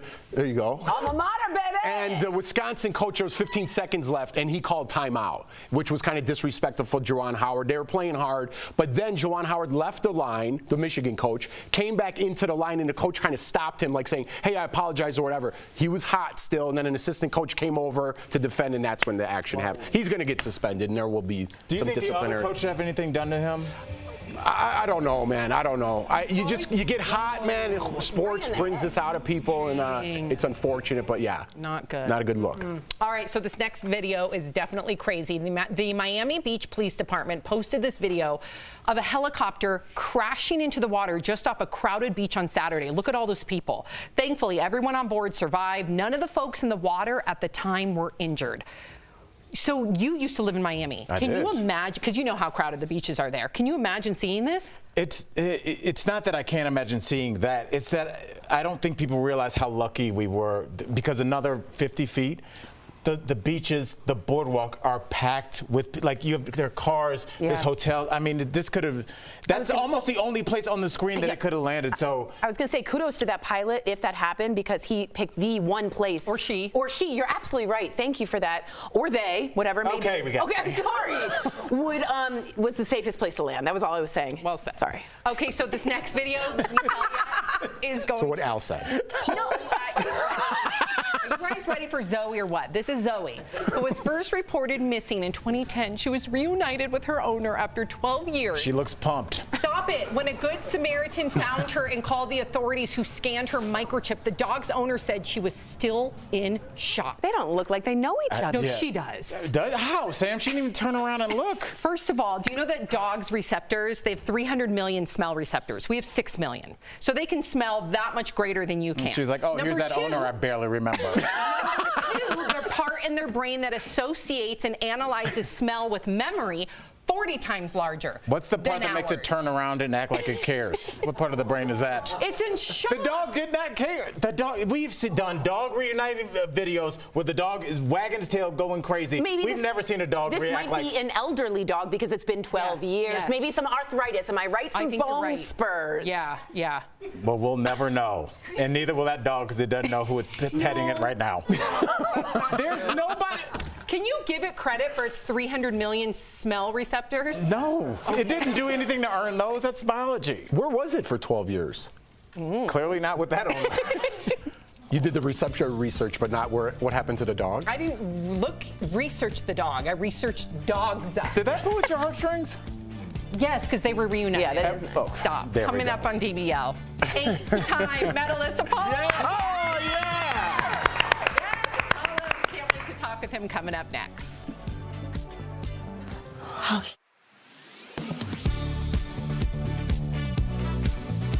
American troops are staged in Eastern Europe to assist its allies if Russia attacks Ukraine. President Joe Biden said the U.S. sent equipment into Ukraine and warned it would defend its allies.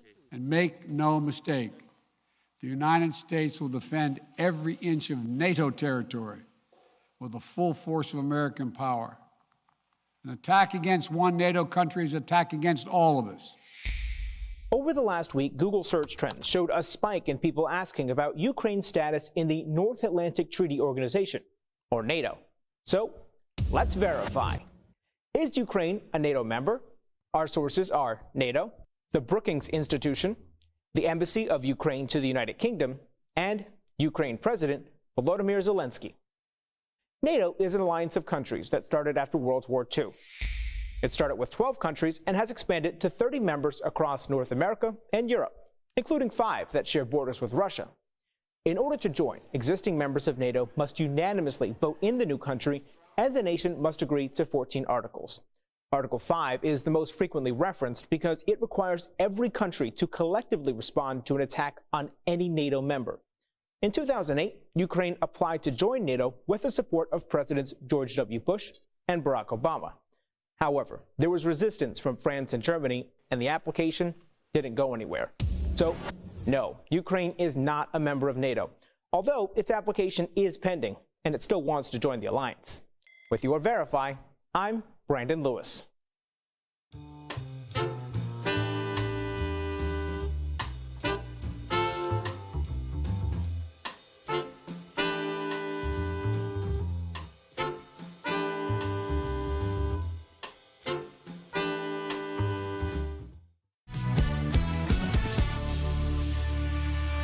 Welcome back. Who can forget Apollo Ohno's historic run at 3 Olympic Winter Games? The speed skater picked up 8 medals in his career, making him the most decorated U.S. Winter Olympian ever. And now he's out with a new book called Hard Pivot. It is remarkable. Apollo joins us live. Yes. Hey, great to see you. Glad that you're here. So what were your overall impressions about the Olympics? Was it, in your opinion, overall a success or a failure? Well, the games were a success. I think that we would obviously like to have seen many more medals. I think that we would love to have seen fans and family in the audience and in the stadiums. So from that perspective, it was a very different games, not unlike what we saw in Tokyo. And this is a different time. There's obviously a lot of geopolitical tension between the U.S. and China. Yes. And just the coverage is challenging because of the time zone. So there's a lot of these kind of unforeseen circumstances and things outside the control that I think would have definitely made the games much different. I know firsthand when you walk into the opening ceremony and there's thousands of people cheering, and there it feels different. And so when you have a muted games like we saw, it doesn't detract away from the performance of the athletes because we know how badly they've trained and how much they want to have and achieve the results that they're seeking. But I think overall, from an experiential component, we at home, I don't know if we felt the same type of kind of unification and camaraderie and solidarity that we typically have associated with these types of Olympics. So there was a change. I think that's very clear. Yeah, I agree with you. I'm curious, though, your opinion. You brought up the heightened political climate between China and the U.S. What is your thoughts, given the controversy over the Olympics being held in China? Well, the games were chosen many, many years ago. So whenever the IOC decides to choose a location for these Olympic Games, I think idealistically, the idea is to have these athletes go, perform their best, not have politics involved, and not to be used as pawns in perhaps a greater game that happens. But if you go back into Olympic history, politics and sport have always been intertwined, even going back to Greek history. It's just a challenging time, right? There's no right, there's no wrong, there's many different types of opinions. It's hard to have kind of open, transparent conversations around what these things look like. At my perspective, because I came from the Olympic background, these are changing times and they're hard, and the athletes have to adapt. We as fans and spectators have to adapt, and also the organizing committees have to adapt and take into account that sports at this moment in time is supposed to be the pause button in which allows us to come together and communicate and compete on this foreign soil that brings the world to kind of gasp with the amazing superhero-like qualities that these athletes possess. Beautifully said. Wow. My first question is, did you, Apollo, age at all? Oh, no, you didn't. Jeff dared me to say Thank you. That's very Listen, nice. There needs to be an Apollo Instagram filter. He looks fantastic.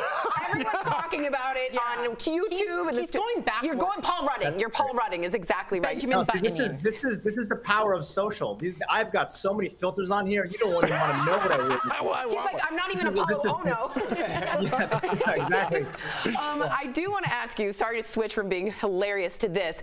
We saw the Russian coach, or the Russian Olympic Committee coach. Let's be honest, be very hard on 15-year-old figure skater Kamila Valieva after she fell. Do you think coaches are too tough on young athletes?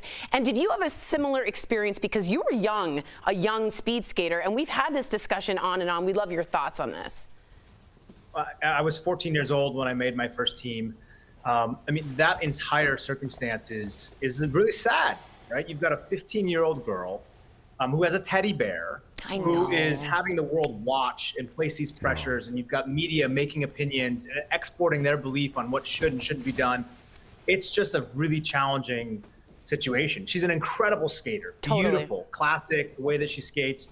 And, you know, I think also there's a cultural difference. Man, you guys want all the smoke with these hard questions. Yeah. He said you were cute. Sorry. Interesting. Well, you're doing a great job answering them. I do want to applaud you for that, Apollo. Yes. And thank you. I just have to get to your book because you are talking about something I feel like everybody is going to have to deal with at some point in their adult life from now going forward. And it's the difficult transition that you faced moving to the real world. First of all, is this something that a lot of Olympians face? And like, how would you tell people to get ready to transition and make that hard pivot into a different line of work? I think hard pivot is a critical piece of change. But as we know, behavioral change is really challenging, right? That's why I've always said, like, January 1st New Year's resolutions are so hard to stick to because it enacts change and discipline and things that are uncomfortable. I would say majority of Olympic athletes really struggle with transitioning from one identity that has been given to them and that they were told and gotten all these affirmations. This is what you're good at. This is what your purpose is. This is what we'll celebrate you for. And that's in the form of your parents, your loved ones, your community, the fans, the coaches. That was a great lap, Apollo. Good job. You're so good. And then when all that is done, those are guardrails. Those guardrails that we have maybe in your current career path, all of a sudden when you decide to do something different by force or by choice, they go flat. And then you no longer know, you don't have that same support system that's there to tell you that this is your purpose, to tell you this is why you're here on Earth. And sometimes it can feel very lonely, very cold, and very isolated. And so the book's intention is to let people know, one, they're not alone.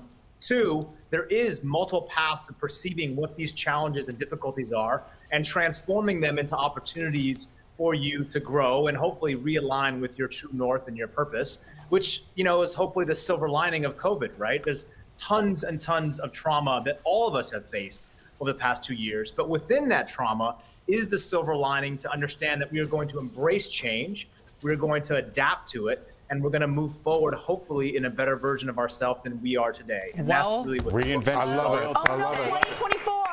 Quite an inspirational book. Apollo, thank you so much for joining us. And to our viewers, Apollo's book, Hard Pivot, is out tomorrow. For details, go to apolloono.com. We'll be right back. We're sorry for Tori. Sorry. Sorry. Promotional consideration is brought to you by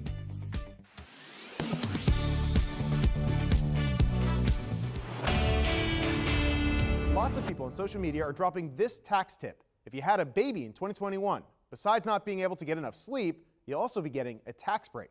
But before you pop the champagne, let's verify. If you had a baby last year and didn't get extra child tax credit money, can you get it by filing your taxes? We checked the IRS website, spoke with IRS spokesperson Luis Garcia, and asked tax expert Henry Grez. They all agree that yes, you can. Under the American Rescue Plan, parents were given the option to get some of the money that comes in the form of a tax break early and in 6 monthly installments. It also bumped up the credit from $2,000 to $3,000 for kids 6 to 17, and $3,600 for kids under 6. The amount of money you got was based on your income and the number of children listed on your 2020 return. So what about new parents? According to our sources, anyone who had a baby, adopted, or fostered a child in 2021 can qualify for the child tax credit as long as you're still under that income limit. If your income was substantially higher in 2021 than 2020, you potentially are not eligible for as much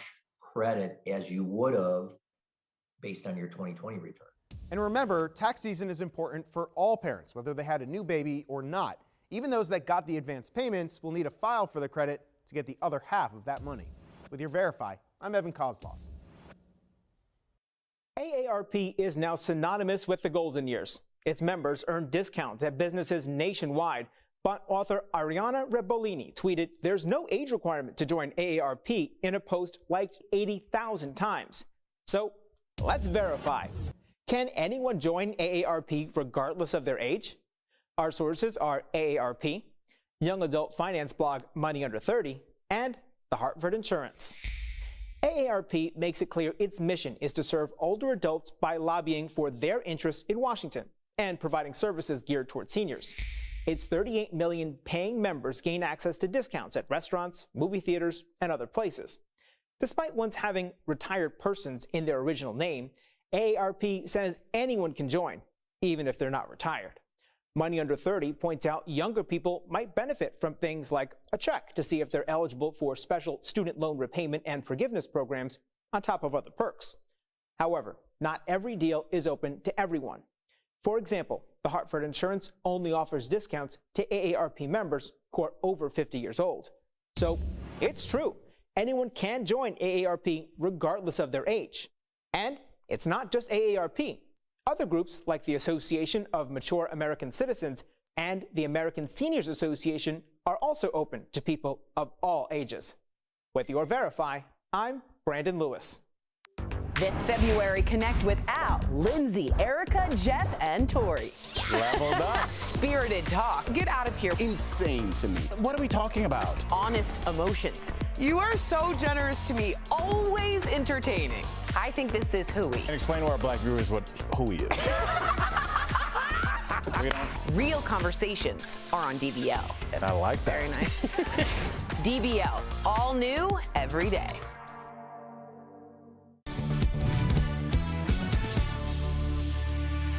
Welcome back to DBL. I love sharing the comments. Scott says he is a good-looking guy. My girlfriend was commenting about him too. No Name says, "Look at Tori fanning over Apollo." What? Yeah. We can't blame you. We all did. He was so outspoken and took it really well. I just thought he was a great guy. I managed to be professional. I did too. Yeah, so did there was Jeff. a deer in the headlights moment when we just dropped everything we were saying, and Tori's just like, at one point.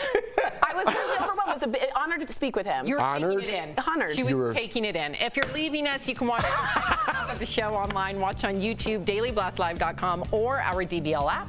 But if you're sticking around, here's what's coming up. A former drug addict who turned her life around joins us live to share her incredible story. Wow. You don't want to miss it. Plus, Courtney Cox comes clean about the work she had done on her face, why she regrets it now.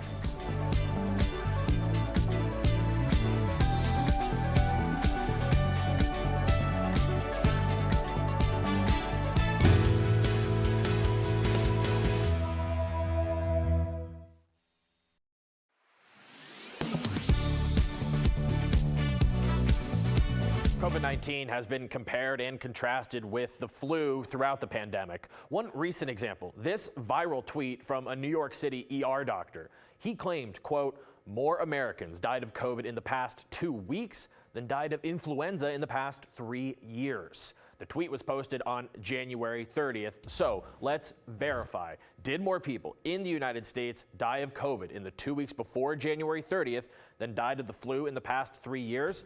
Our sources, the CDC, and the National Center for Health Statistics. That center, the NCHS, one of their jobs is to compile death records from around the country. They track everything from strokes to overdoses to flu and COVID in weekly reports. It takes a couple weeks for those records to get processed, so that's why we're doing this story now instead of when the tweet was initially posted. Anyway, according to this database, between the week of January 30th, 2019 and the week of January 30th, 2022, 16,844 people died from the flu in the U.S. And between January 16th, 2022 and January 29th, 23,524 people died from COVID-19.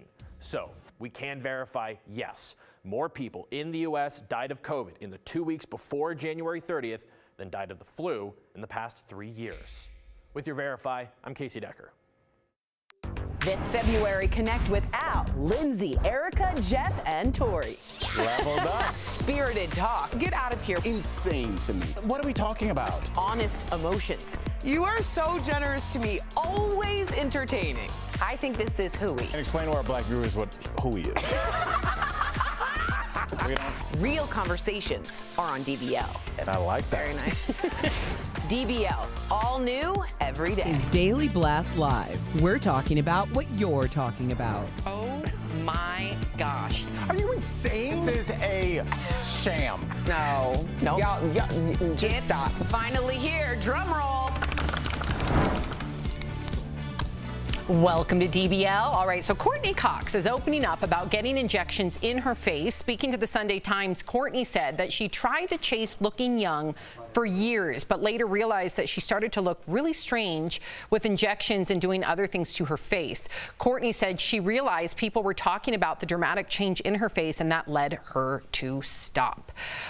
Tori, okay, you're making a face. Go ahead. Well, first of all, I got Botox, so I'm not against, but I just got Botox, just so you guys know. I'm really transparent right here, because I could see the lines when my face was at rest, and it just bothered me a little. So I'm really open about that. I have no issue with it, but she did go too far. I think we can all be subjective and objective about that. And I think it was when Restylane was just out and like Botox, there was no sort of like there was no moderation to it, perhaps. And she got caught up and she pulled herself back and made fun of it. Great job. I think you have to explain a little bit Botox to filler, right? Because aren't those two different things? Okay, so no, filler makes you plump out. Is that, That's I'm assuming. filler. That's like filler. Right. What I did is I had wrinkles here and I have them taken away, so it decreases. It paralyzes your muscles. Literally paralyzes it. So she had it full and it almost looked clown-like a little bit. I mean this with respect because I don't care what she did, but she called herself out and she's funny about it. Yeah, but it didn't mean it didn't bother her. Yeah, I just want to point out, I also got Botox, and in the opening credits, when you see me go, are you insane? My eyebrows are stuck like Spock's.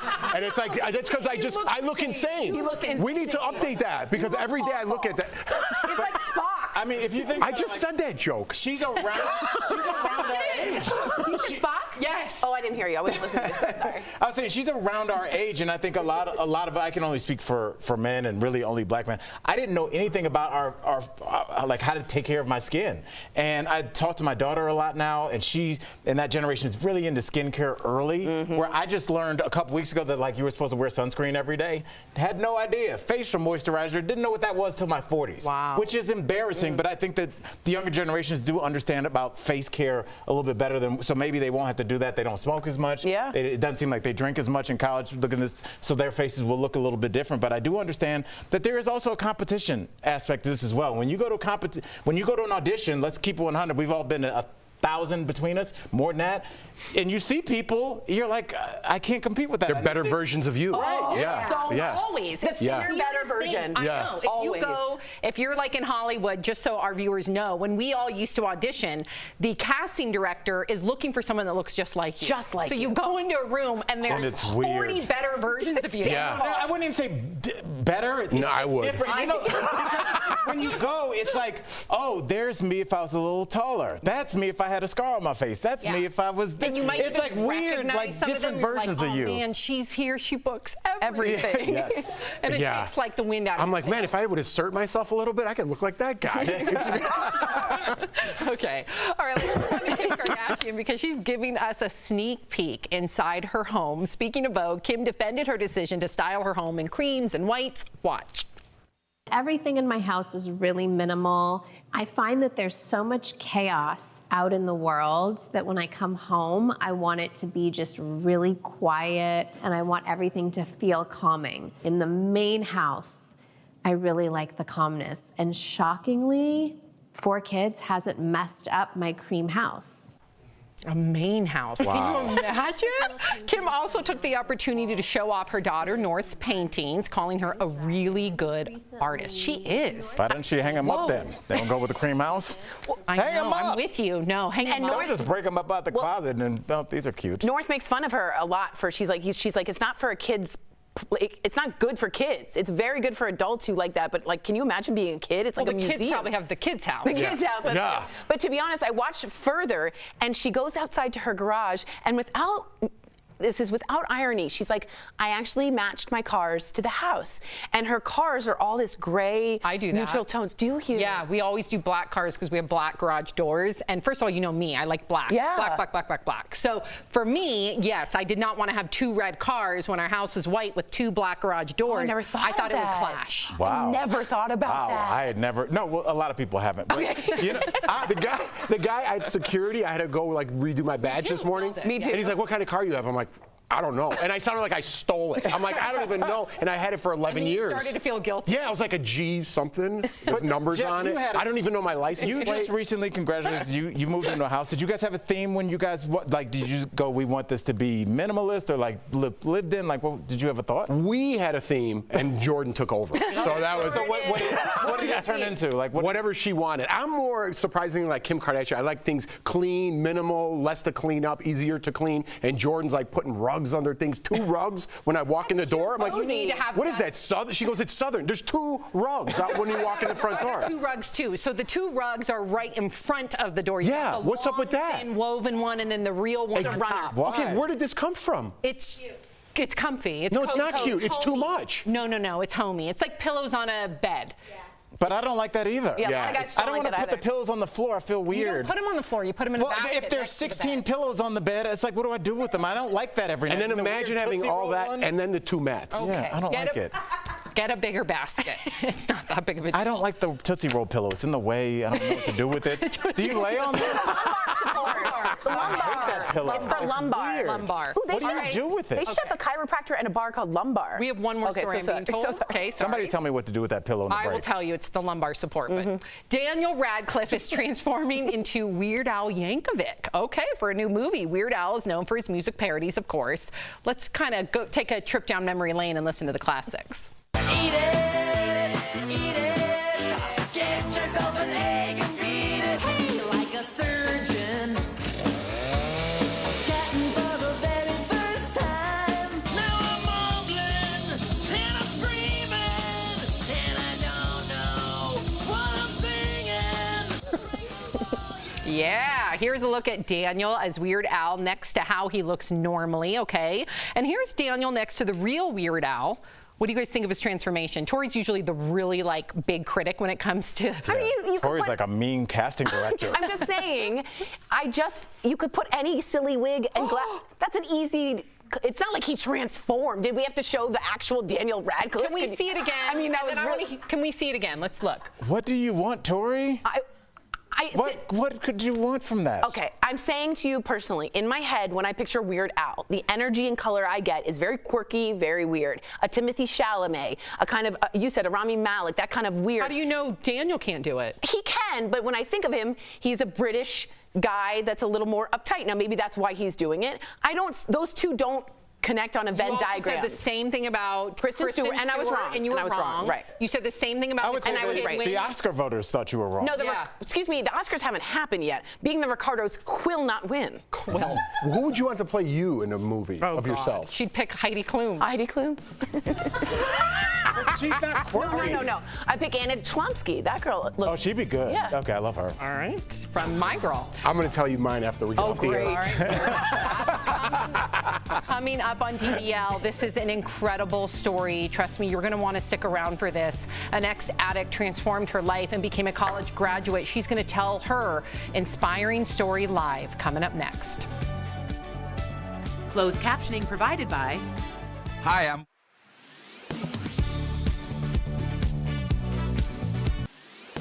So much is happening live this week on DBL. You're not going to want to miss a day. Seniors and good sex. Sex expert Dr. Diana Wiley is live to share tips for staying active in the bedroom after 50. Real housewife Heather Dubrow shares her reaction to her daughter Kat coming out. Joseph Gordon-Levitt addresses rumors of a Third Rock from the Sun reunion. Celebrity Big Brother host Julie Chen Moonves dishes on DBL co-host and former Big Brother contestant Jeff Schroeder. And David Arquette joins us live to discuss his reinvention of Bozo the Clown. Just wait till you see what he's come up with. All this week, only on DBL. Inventing Anna. Yeah. Oh, she's great. I know. Oh, she's good. Don't you think she kind of looks like me? That's actually a good call. I know. I thought you were talking about the girl from the, I don't know why, the Office. acting and inventing Anna. Number 2. She's over the top. She's good in Veep. In Veep, she's great. Not good in I know what you're saying. She's I know what you're inventing saying. Anna way over the top. Yeah, She's like, I'm pregnant. But when we were watching, so if you haven't watched Inventing Anna, really good. it's pretty good. We're not done either. But there's one part, it's not a spoiler, but she has, remember when she has, did you get the part where she's having the baby? Yeah, no, not yet. Oh, you didn't? No. I don't know, she's in the office. She's like, I'm going to make one more call. I'm like, that didn't happen. Well, I did research this, and the actual woman, Jessica Yeah, but it Pressler, says on there. she did get pregnant and this is a almost true had the story, baby. except for the parts that we But filmed. I took a deep dive. Yeah, me too. The New York Times tells you what's not part of the story, and it's little things. And it's when they say little you know things You like mean like little, making the phone call while she's going into labor? maybe things like that. I was like, but get the real. stories 1,000, and if you follow the real Anna Delvey's Instagram account, it's crazy if you scroll down how similar they nailed the look. I thought they might have done Wait, was she a con artist? Yeah. But to be pretending to be a German heiress, conned the richest of the richest banks in Manhattan, got a $41 million loan, and ended up not going through because they had to check her assets. We have a couple more episodes, so let's But not. I won't get away. Yeah. I did a deep dive too, and Jessica Pressler, the woman it's written on, did say she was very pregnant and almost giving birth while trying to get this story done. Yeah. So maybe that phone call during that is supposed to I represent. think that's just the last one we saw. Yeah. That's why I said that. Yeah. But it did seem to, and I thought that when they said except for stuff that's made up, I thought that was the stuff she made. Do you up. think we're starting to celebrate con That's what I thought they artists meant. as good looking? Interesting. No, I don't like.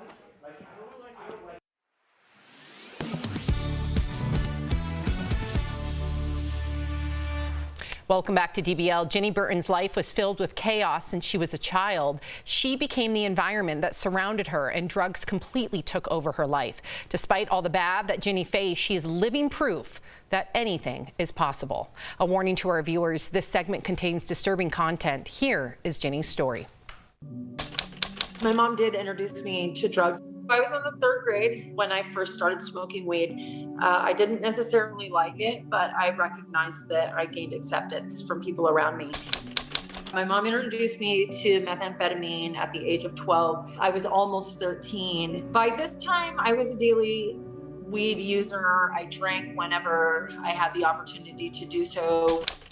My first hit of crack I thought that I had arrived, that I had found the answer to all of my prayers. The way it tasted and the way that it made me feel, that was what my focus was going to become for quite a while after that.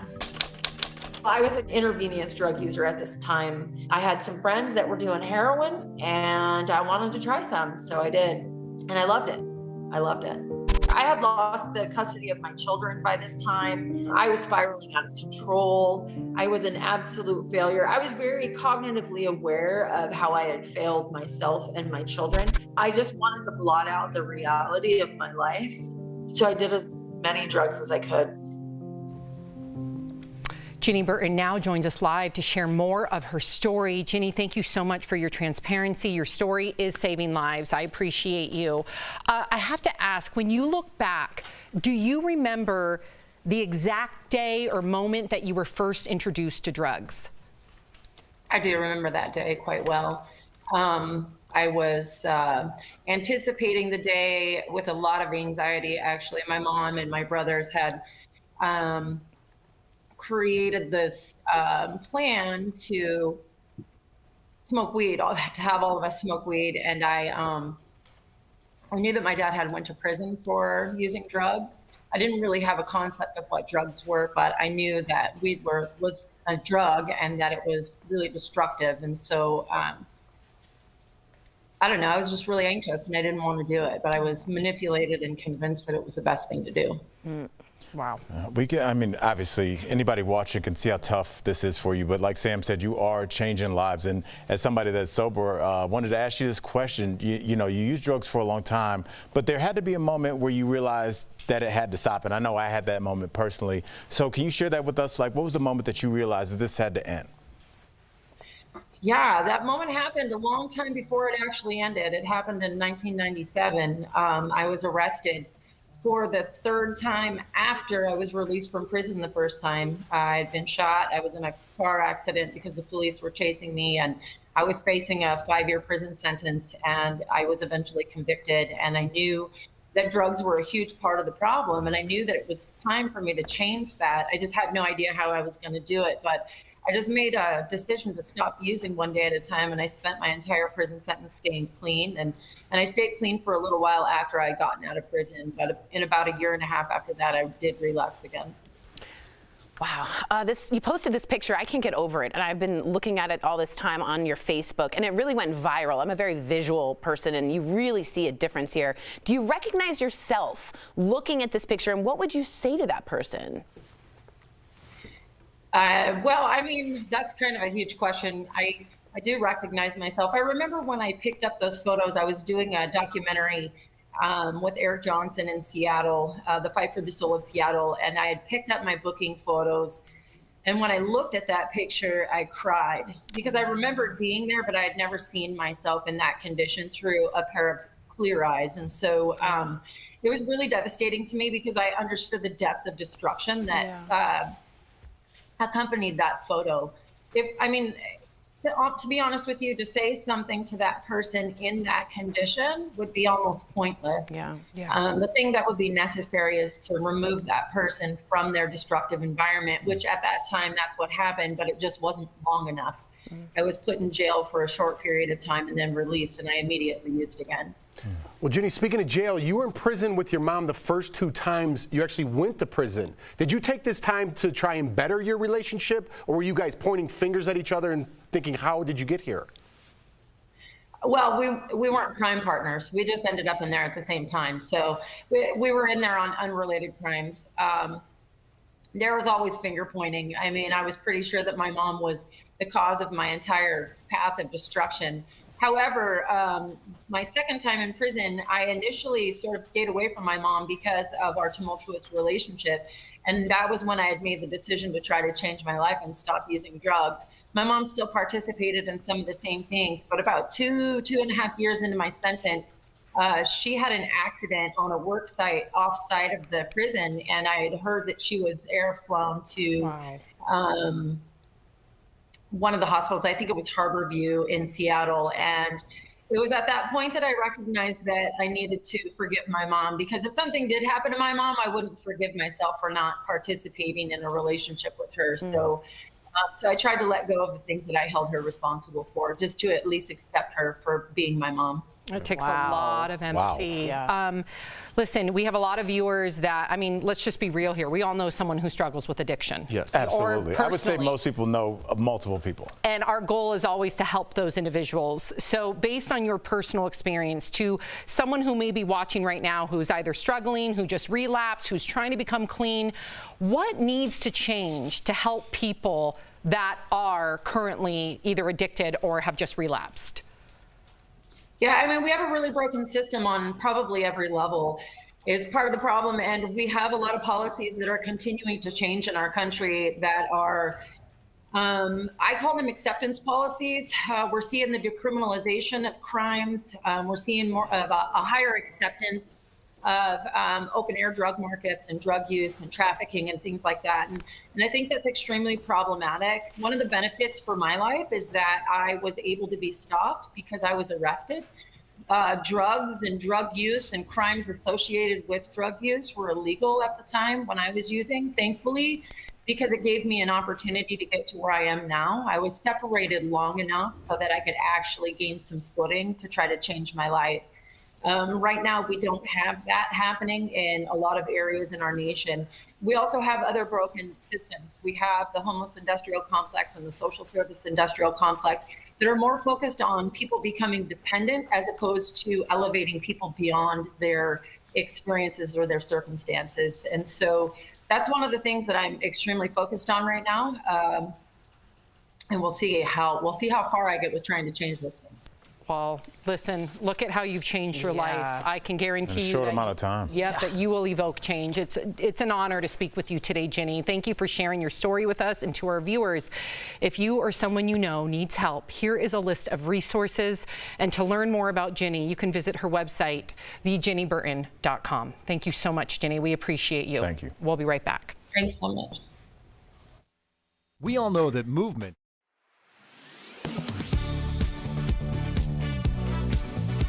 American troops are staged in Eastern Europe to assist its allies if Russia attacks Ukraine. President Joe Biden said the U.S. sent equipment into Ukraine and warned it would defend its allies.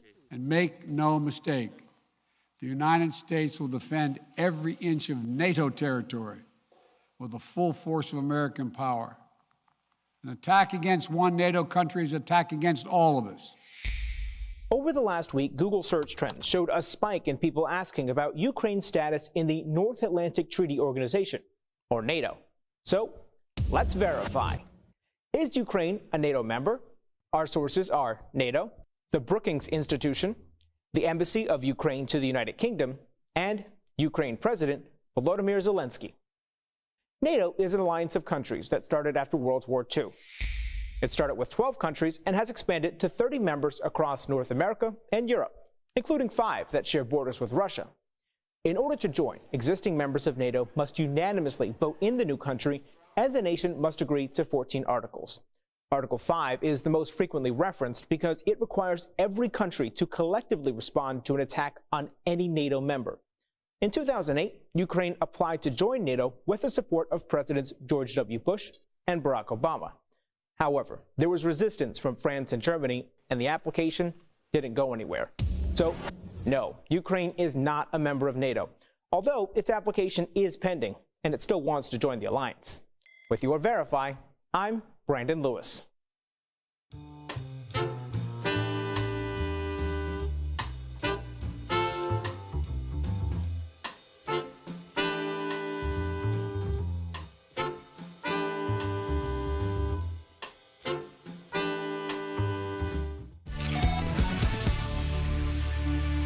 Welcome back. Music is a great way to bring people together. Watch how a music class allows those with special needs to express their love for music.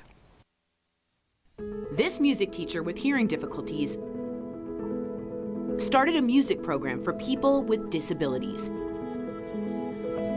Katral Chin is partially deaf and has ADHD. He wanted to change the perception of people with special needs. So he created Hearts for Music. I think the biggest accomplishment is seeing disabilities transformed into abilities, because that's the motto for Hearts for Music. Cattrall students play a range of instruments, from iPad keyboards to violins. The program has done amazing things for the participants, like Lisa and Kimberly Wallen, who are deaf. It brings happiness and it gives me peace a lot. Makes me feel happy and calm at the same time. The group was even able to perform with the Akron Symphony Orchestra. Cattrall feels it's a strong message for everyone. There's still a way for them to make music with professional musicians, and the music is every bit as beautiful as someone who picks up a violin with two hands and plays.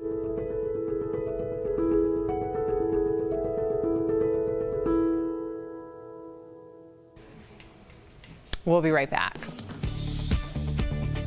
Promotional consideration is brought to you by At least.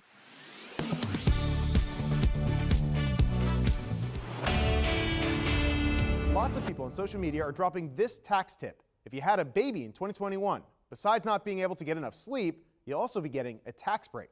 But before you pop the champagne, let's verify. If you had a baby last year and didn't get extra child tax credit money, can you get it by filing your taxes? We checked the IRS website, spoke with IRS spokesperson Luis Garcia, and asked tax expert Henry Grez. They all agree that yes, you can. Under the American Rescue Plan, parents were given the option to get some of the money that comes in the form of a tax break early and in 6 monthly installments. It also bumped up the credit from $2,000 to $3,000 for kids 6 to 17 and $3,600 for kids under 6. The amount of money you got was based on your income and the number of children listed on your 2020 return. So what about new parents? According to our sources, anyone who had a baby, adopted, or fostered a child in 2021 can qualify for the child tax credit as long as you're still under that income limit. If your income was substantially higher in 2021 than 2020, you potentially are not eligible for as much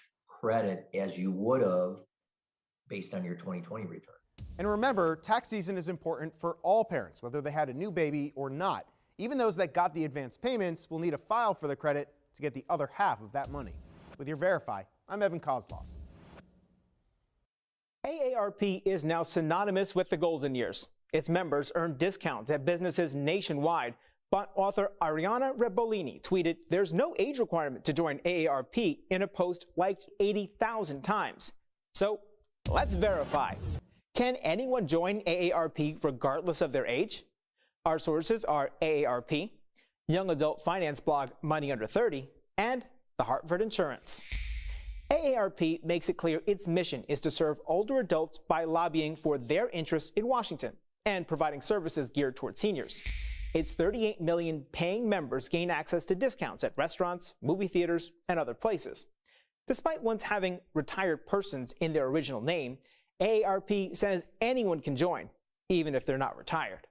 Money Under 30 points out younger people might benefit from things like a check to see if they're eligible for special student loan repayment and forgiveness programs, on top of other perks.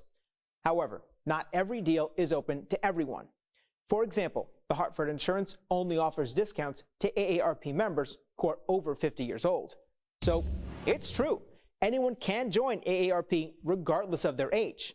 And it's not just AARP. Other groups like the Association of Mature American Citizens and the American Seniors Association are also open to people of all ages. With your Verify, I'm Brandon Lewis. This February, connect with Al, Lindsay, Erica, Jeff, and Tori. Leveled up. Spirited talk. Get out of here. Insane to me. What are we talking about? Honest emotions. You are so generous to me, always entertaining. I think this is hooey. And explain to our black viewers what hooey is. Real conversations are on DBL. And I like that. Very nice. DBL, all new every day.